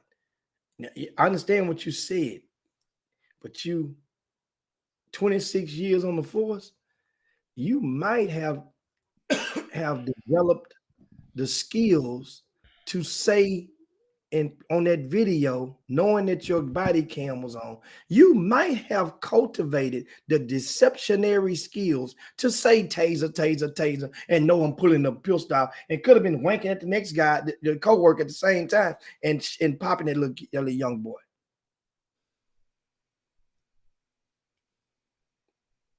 And from what I understand, that in certain aspects of our society, in certain supremacist organizations, whenever a white person inflicts harm, especially on a black person, that's almost like you are a folk hero to them. Remember, in this state, a lot has happened in Minnesota in the past 2 years. A lot has happened in Minnesota. And economically, they need to feel the wrath of the frustrations that should extend far from the looting and the burning. They should feel the wrath economically. It's time for some regalvanizing. And the NBA they're nervous as hell right now, because they're wondering if any of those other teams will reignite their candles or their fire that was present during the bubble last year, when they were talking about shutting it all down, because that's economics. And that's what's going on right now. Everybody trying to keep everybody calm. Now, the good thing about it, you don't have a president that is pouring gasoline directly into the flames as it was last year. So we don't have to worry about that aspect. But those flames are still flickering and burning in certain parts of society. This is when, so now, guys, once again, when you're driving right now, be consciously aware, because the rage is in somebody. It may or it may not be in you, but it's in somebody. So if you're white and you're watching the Chop Shop right now, guess what? If that black person in the other car and they black and they want to get over, you might want to go on, let them get on by. You don't know what people are feeling right now. Make smart decisions. If you're black out there and you want to get bold, make sure you got yourself. You ain't protected. You better be careful, because some people are at the point where there's enough is enough, and I ain't gonna. You ever been at that point out where you say, you know what? That's it. The next mofo say something to me, I'm going off. You ever guess what? Have you ever had one of them days when you said that the next person that says something to me, I'm going off? Well, that next person don't have no earthly idea that you done reached that point of pistivity. That's all I'm saying, guys. Be smart out there. Be smart out there, for sure. You know what? I saw a tweet, man, this morning. And it's just said too much. It's a way past enough. Save the rhetoric. This system isn't broken. It works well for what it has been designed to do. It will not be reformed. It is already perfected. It is blocking our view of ourselves. It must be removed.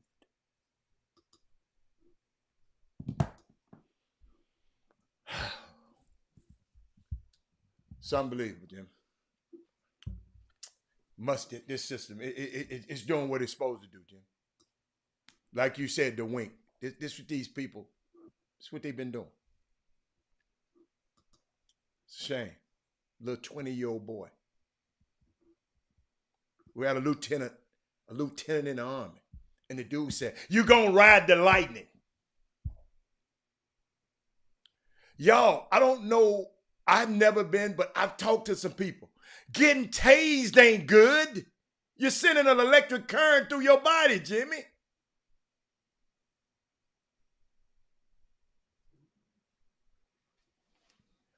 You gonna ride the lightning. That's what this dude telling her.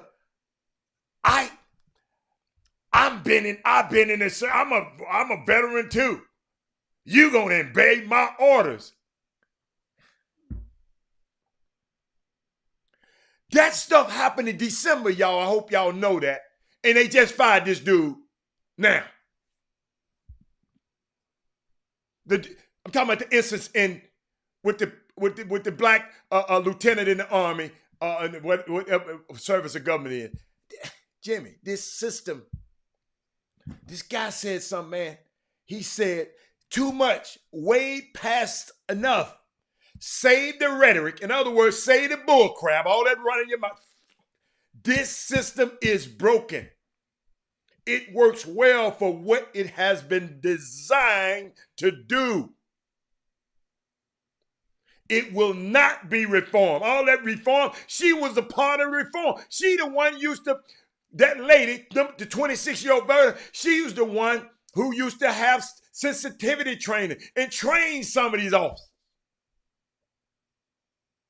It is already perfected. It is blocking our view of ourselves. It must be removed.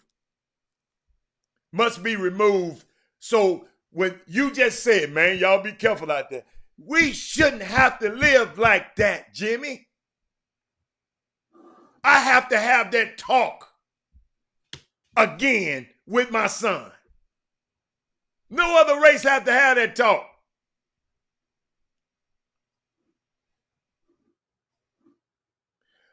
We always got the, Jimmy, back when the people were enslaved, the moms of the kids that were enslaved had to give her kids the talk. Her daughter. Now look here. I got to prepare you for it. It's some old ass white men gonna come in here and take advantage of you. A lot of them gonna take advantage. You have to act this way. They're gonna come and take advantage of you. Ain't nothing we can do about it, baby. But I just gotta prepare you for it. I got to give her that talk. Then you got to tell the men, the young men. We've been had to give the talk for too damn long, Jimmy. They have to tell the young men, now look here, you're going to be beat. You're going to be beaten. But don't try to run because they're going to do this to you. Look how long we got to give the talk.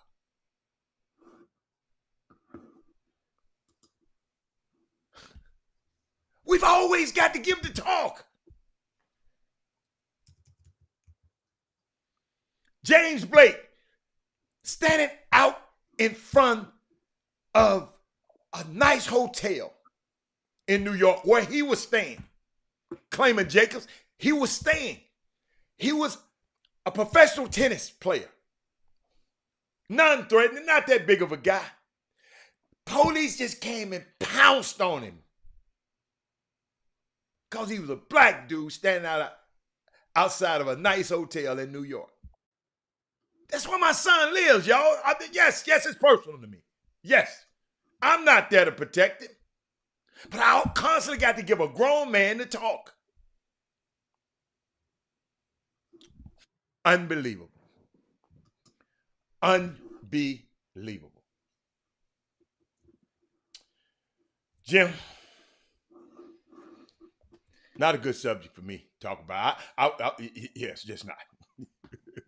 As you can see. Well, what I'm just did, I just posted a link in the Facebook Boom Boom Room from David Janey. And it's an article that just came out yesterday. And the article says, it's titled, Black Parents Give Their Kids the Talk. What if white parents did too? The link to the article, you can see it in the Boom Boom Room. And I encourage you guys, white and black viewers, to just check that out. Pin that, save it, read it after a while when we're done. And little bitty things like this, it kind of, that's not going to solve everything, but it helps with understanding. We, like you mentioned, how do we give black folk, we've been giving that talk to each other for decades. I just gave it to you. Now you go to realize what kind of talk is the white parent giving their young men. You see, when it comes to the same topic, all their talks, most of the talks I think that probably given on that side of the fence will probably be to the nature of, don't go driving over there at night by yourself. Make sure you lock your doors if you go over there. See?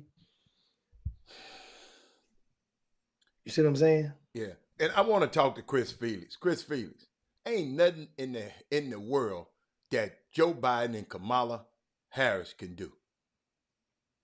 Barack Obama was the damn president, and it creased under his watch. You can't legislate the heart. But what you got to do is what has had to happen. I don't know what would make it happen. They got to start, damn it, people lack money. That's their God. Cut these police officers like that 26. Her ass don't get her pension. She don't get paid. She can't get enough. You got to hit them in the pocketbook. All of y'all. A lot of stuff can bother you. But when somebody hits your ass in the pocketbook, do you see how you straighten up? That's what that qualified immunity and all of that's got to go away. But Biden and Harris can't do it. them 100 98 100 senators and 98 of them are white. They have to be able to vote and change that thing. And you need a 3/3 majority to change this stuff, man. You got to get them in the 2/3 majority. You have to, you can't legislate the heart. I can sit up here and say this stuff all, the president can say, the Senate, hit these guys. If you shoot an unarmed black man, your ass going to jail and your pension is taken. I bet you won't nobody shoot nobody else. Bet that. How about that? Your ass going to jail and you're going to be broke. And your family ain't going to be taken care of. I bet you that stop it. Well, as Chandler Clayman, it's not Chandler. Clayman Jacobs just said. So she kills a black man and is allowed to resign with the pension.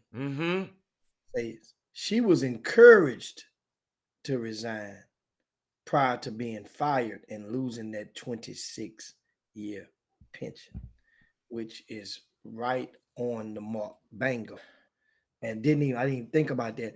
That wasn't, she was encouraged to beat them to the punch because she's fired, she loses the pension. Coach, those are the things that need to happen.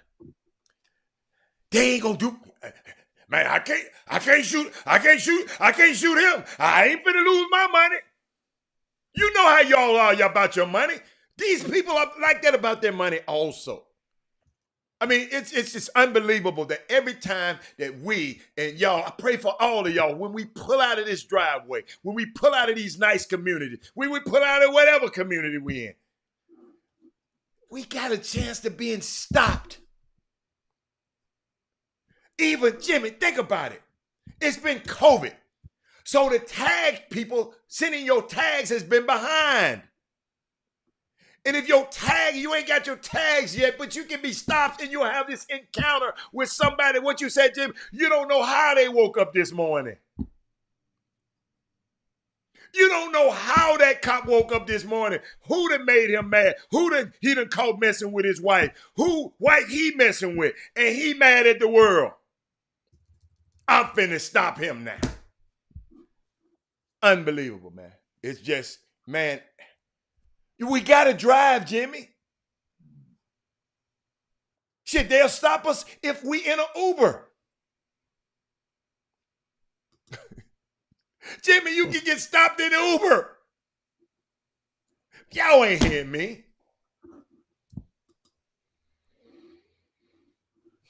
Biden and Harris ain't got nothing to do with this. Them 100 damn senators,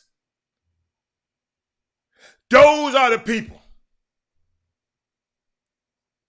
And that Supreme Court I was telling you about, who that damn clown appointed 3 of them and was about to do another one. Yeah, that clown appointed 3 of the Supreme Court. That's the consequence of letting somebody like that become a president of the United States. And the Supreme Court is there for life.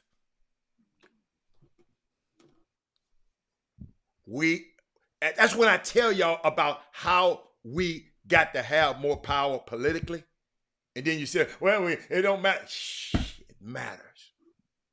They listen to you. You got some political power and got some money, they're going to listen to your ass. And guess what? And the police, and I told you, because I talked to a police, he said, man, he the one told me, Robert, they cut their bread off. They ain't shooting nobody else. They know now ain't nothing can happen. She good. She can go start a Jimmy. She can go start her own firm, what you call it, a PI firm or a protection firm or whatever. She can still get paid. Yeah, to cover some of these grassroots events. Yes.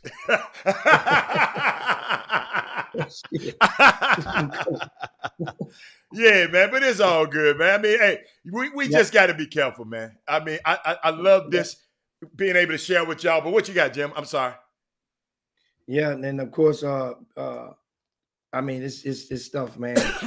We can just understand.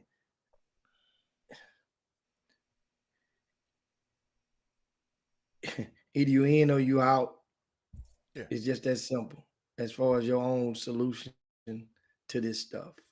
And remember, a lot of people, I encourage a lot of you guys to go and read. People wonder why it's so hard. And many of you that are watching right now have law enforcement backgrounds, have law enforcement immediate family members, and they can probably attest.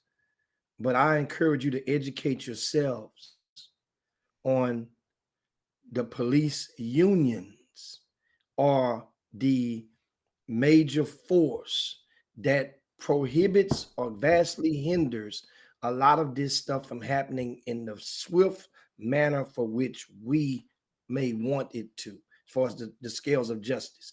These police unions are probably one Jimmy, of the three most popular gangs in the United States of America is the police union. and the Senate got power to change those things, those laws, and those things in that. That's why I said those 100 men got the power. They just ain't gonna do it. You remember when the Colin Kaepernick, the kneeling first came to when the water began to bubble, and then there was a situation where Kaepernick gave an interview.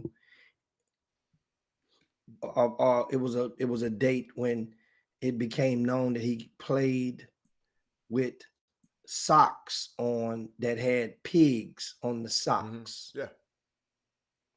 And the pigs were taken as a reference to a shot at the police. Yes, it was. Officer.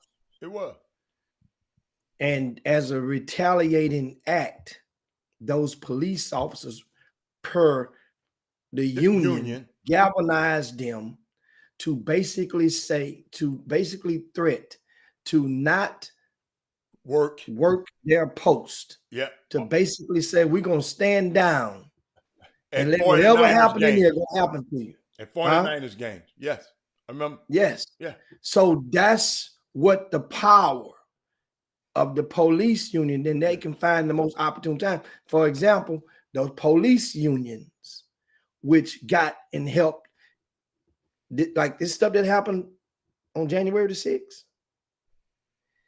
they're purposely letting it cool down because they realize, they meaning the government, and during the investigations, just how deep and how many people on their side of the fence were directly involved in the planning and the actions that transpired before, during, and after that insurrection. And that, understand, guys, Congress was in session. And now people think about it at its finest. People think like, man, why are they doing this? It wasn't nothing. See how they discount it when it's them. But when it's us, they should have just minded. Jimmy, they should have just followed the rules.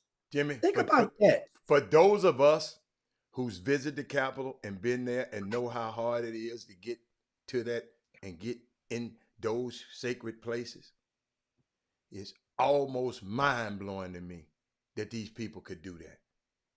Like, look at all the show of force that's up in Minnesota right now.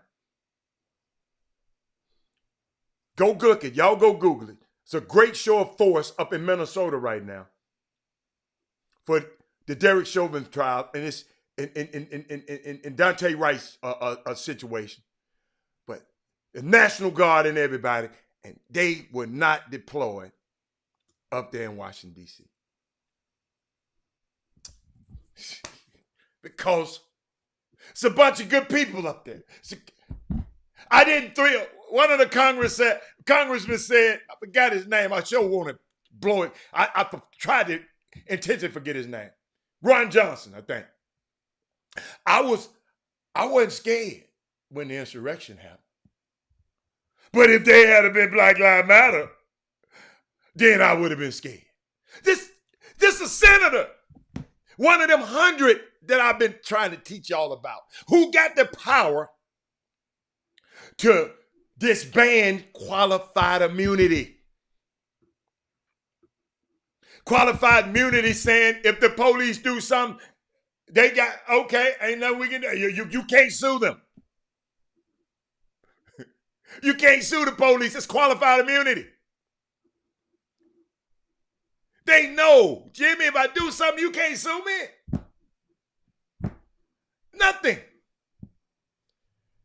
But these the guys, since you're talking about Jimmy, yes, and they know who those people are who help. Some of those same people gave tours to some of these people the week before, Jimmy.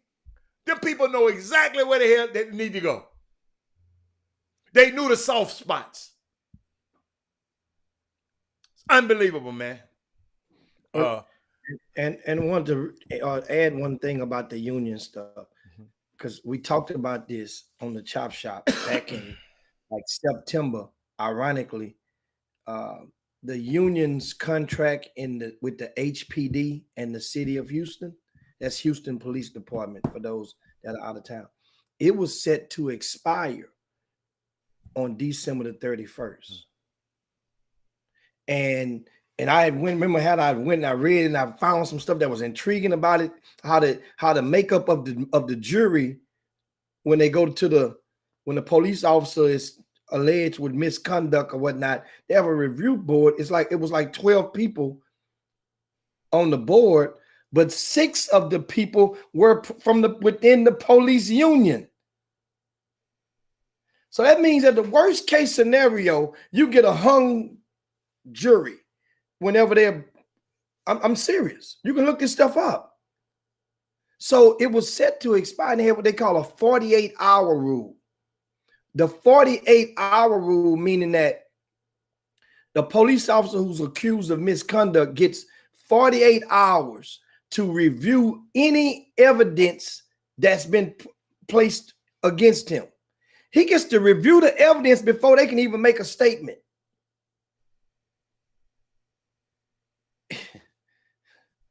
I'm going to tell you what that's like. Spade players, bid whist players, that's like you get to look at the cards when you dealing the cards out. You ever done that before? We all done it, and especially Haller, because you know he was the dealer, and he look at that. He look at the ace, and if it's going to you, he gonna give you the next card. He gonna deal out a turn, deal out a hand, just give himself the ace and give you that 2 that's coming there. That's what Haller gonna do. If he look up at that, it's a 2. You know that's what that is doing. The 48-hour rule, it exists. So guess what?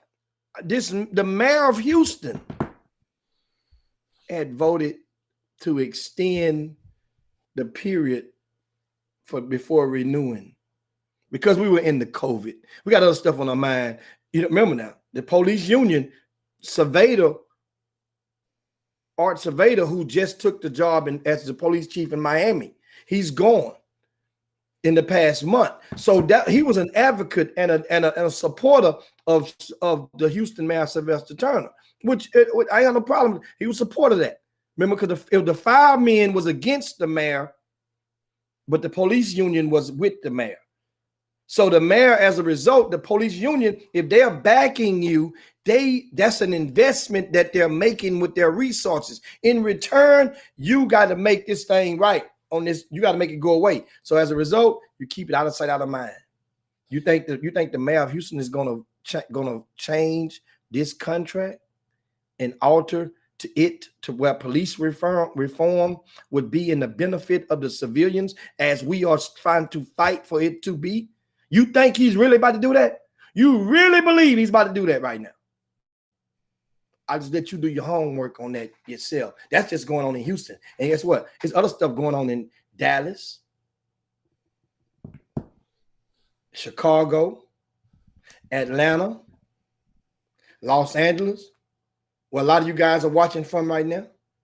Lord, lo and behold, in Alabama, where medical Icy Mike is right now, taking care of his mom down in Alabama. That's right. That's right. Tuscaloosa. Say it again. Tuscaloosa, Alabama. Roll Tide. Roll Tide. Man. Say, man. This is enough fun right now. Yeah, man. We're ready to go it on and land. Yeah, we can land. Land the plane. This is on this day. And of course, we're going to ask you again to share the show. Yes. If you haven't done so. And share the show to your timelines. Share the show and to your friends, to your groups. I also want to give a shout out University of Texas, Chris Beard, and that staff has struck first goal. They have landed Devin Askew, the All-American who was at Kentucky as a freshman year. Remember, this kid, he's actually supposed to have been a 12th grader, finishing his 12th grade season. Yeah, he came out there, yeah. He reclassified up and went to Kentucky. And what happened in Kentucky? What happened? What happened in Kentucky? What did he do? You see all them lumps they got upside the head now? No, but what did he do? No. What did his ass do, Mr. All-America? What did he do? Came off the bench. What did he do? I'm asking. Somebody help me. What did he do? Please, tell me what did he do? I've been hearing that name for a long time. Maybe Matt. Is Matt still on here? Was he on the... What did he do, Jim? What did he do at Kentucky? Kentucky, they go there to be pros, right? Don't they? One and done. One and doneers. Okay, all right. I just wanted... Derek, good luck. Good luck, Askew. Good luck. And last, in case you guys missed it, the Denver Nuggets. Oh my goodness, no. Have lost Jamal Murray. Oh my goodness. And Murray, just at a time when the Denver Nuggets has been rocking and rolling. And, you know, they've won 8, one of the hottest teams in the league. Of course, they lost 2 straight. They won 8 straight before losing these 2 straight. He has a torn, ACL? ACL, Jim. The big one. They call that the big one. Denver had just pieced it together and was making that push.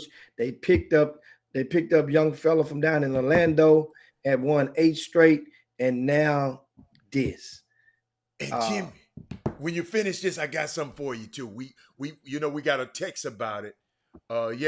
Jamal Murray, yes, that's gonna hurt. That's gonna hurt.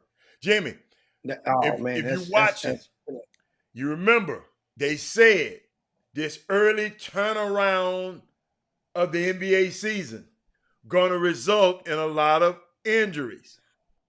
That's why Anthony Davis is taking his time.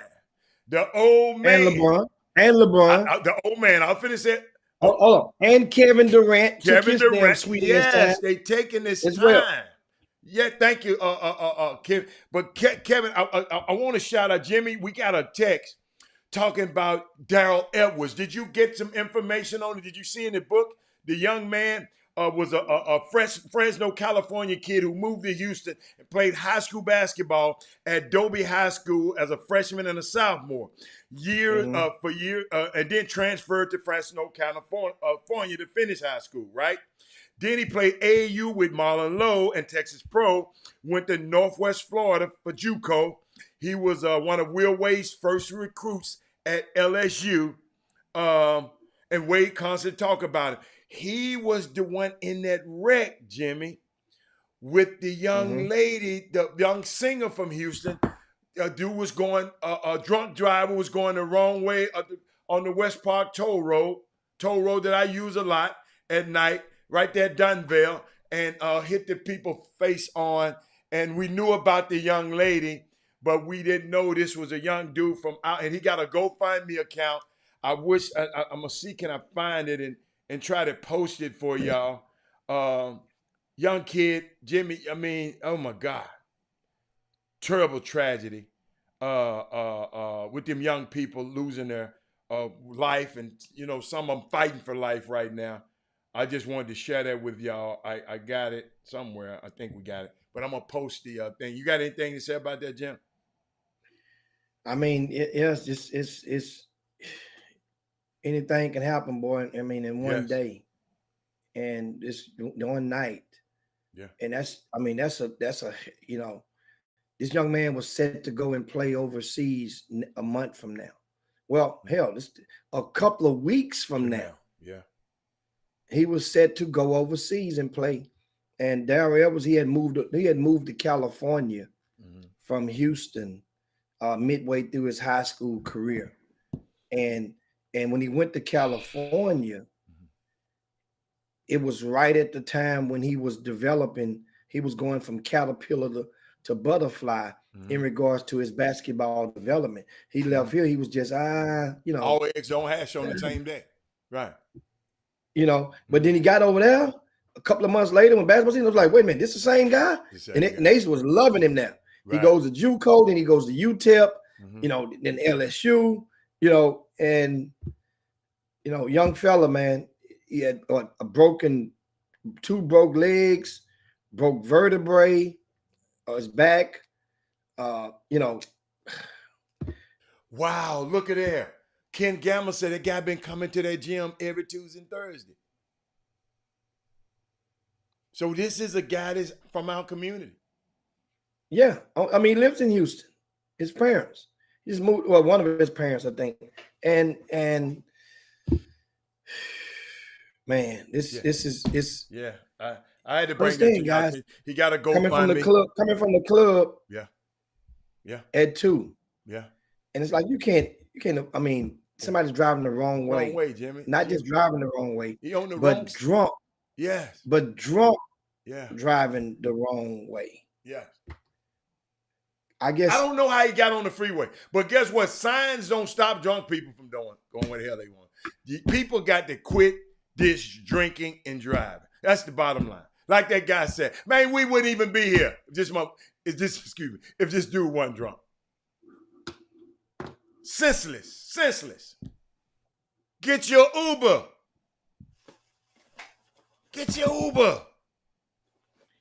I can make it. No, you can't. Jimmy, let's get out of here, man. Yeah, what I'm gonna do, you guys make sure I'll post the GoFundMe. They'll have a GoFundMe for young Darrell Edwards. Yes. And this GoFundMe, they're trying to help raise money for projected medical expenses. And if you are able to, then do your part if you're able to. And let this be a form of a tide to help this young man. You may not know him, but at the same time, you know his situation. And I'm posting it right now. There you go, guys. I'm posting it too. And also, it's no limit. Anything, Every little bit. Trust me, it adds up. And they're about 25% away. Well, 25% of the goal has been attained from the donations. It's gonna move after today. So let's chop shop. Let's move it a little bit, y'all. Let's move the needle a little bit. I'm about to go in now. I got my card out, and I'm about to go and throw something in the bucket for little Darrell Edwards. Meanwhile, guys, you make sure you grassroots coaches and I see Clyde say we need a lawyer, have his parents contact. No, we got a lawyer. We got already. the Fox Brady law firm. We got a lawyer already. They're good. Yeah. But Yes. man, that's I mean It that, look, also- that young girl died. Yeah, man. she died. Young girl died. She died on the scene. She died. She died that night, Jimmy. Daryl was a passenger. Yeah, sang the hook on H-Town for. Yeah, thank you, Daryl Barnes. Man, these our people, man. These our kids, man. So yes, we gonna talk about them. We gonna lift them up. But Jimmy, come on, man. Yeah, that's a tough one right there, guys. That's a really, really tough one. Don't forget, guys, tomorrow we expected Women Rock Wednesday. We expect to move the needle for you ladies out there. And we're gonna have, it doesn't get no greater because the WNBA draft is coming up on Thursday. So we're expected to be joined by a young lady who's projected to be the #1 pick in the WNBA draft on Thursday. So make sure you get all your questions for that conversation on tomorrow. And also, like I said, we got guests for you guys. We meant to open up the phone lines today for you guys. We'll open up the phone lines probably tomorrow for a little bit before the guests come on. And of course, on Thursday, gonna be a lot of stuff we got for you. We have another guest on tap for you. But then we got another. We're gonna keep. It's Got a guest guest on season. Monday. Got a guest on Monday too. Got a guest on Monday. We got NBA. We got an NBA guy on Thursday. Another NBA guy on Monday. Oh, you can tell them about Thursday. They love him. You can tell them about he ain't no. They love the one on Monday too. Hell. Oh yeah, they love him too. They love both of you. He ain't gonna hold nothing back. Ain't no politically correct about the one coming on Monday. No. He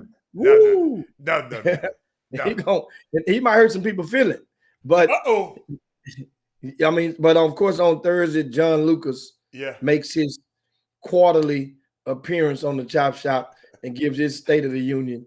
I had to get ready for John when he come on the show. All I do is sit back and don't say nothing.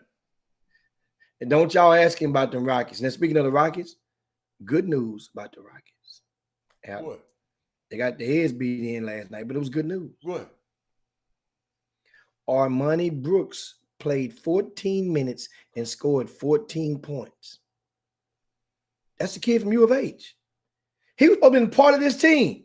So if Armani Brooks wouldn't have went in the draft and Caleb Mills would have stayed at U of H, do they still lose to Baylor? That's the question. It's a good question. That's a valid question. If Armani Brooks stays and Caleb Mills don't transfer, because if Armani Brooks stays, then Caleb Mills don't leave. That's his dude. Do they still lose to Baylor?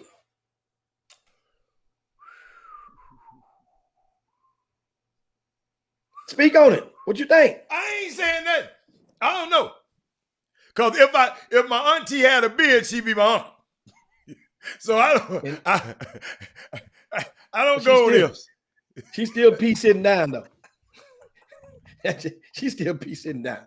But anyway, guys, we're gonna get up out of here.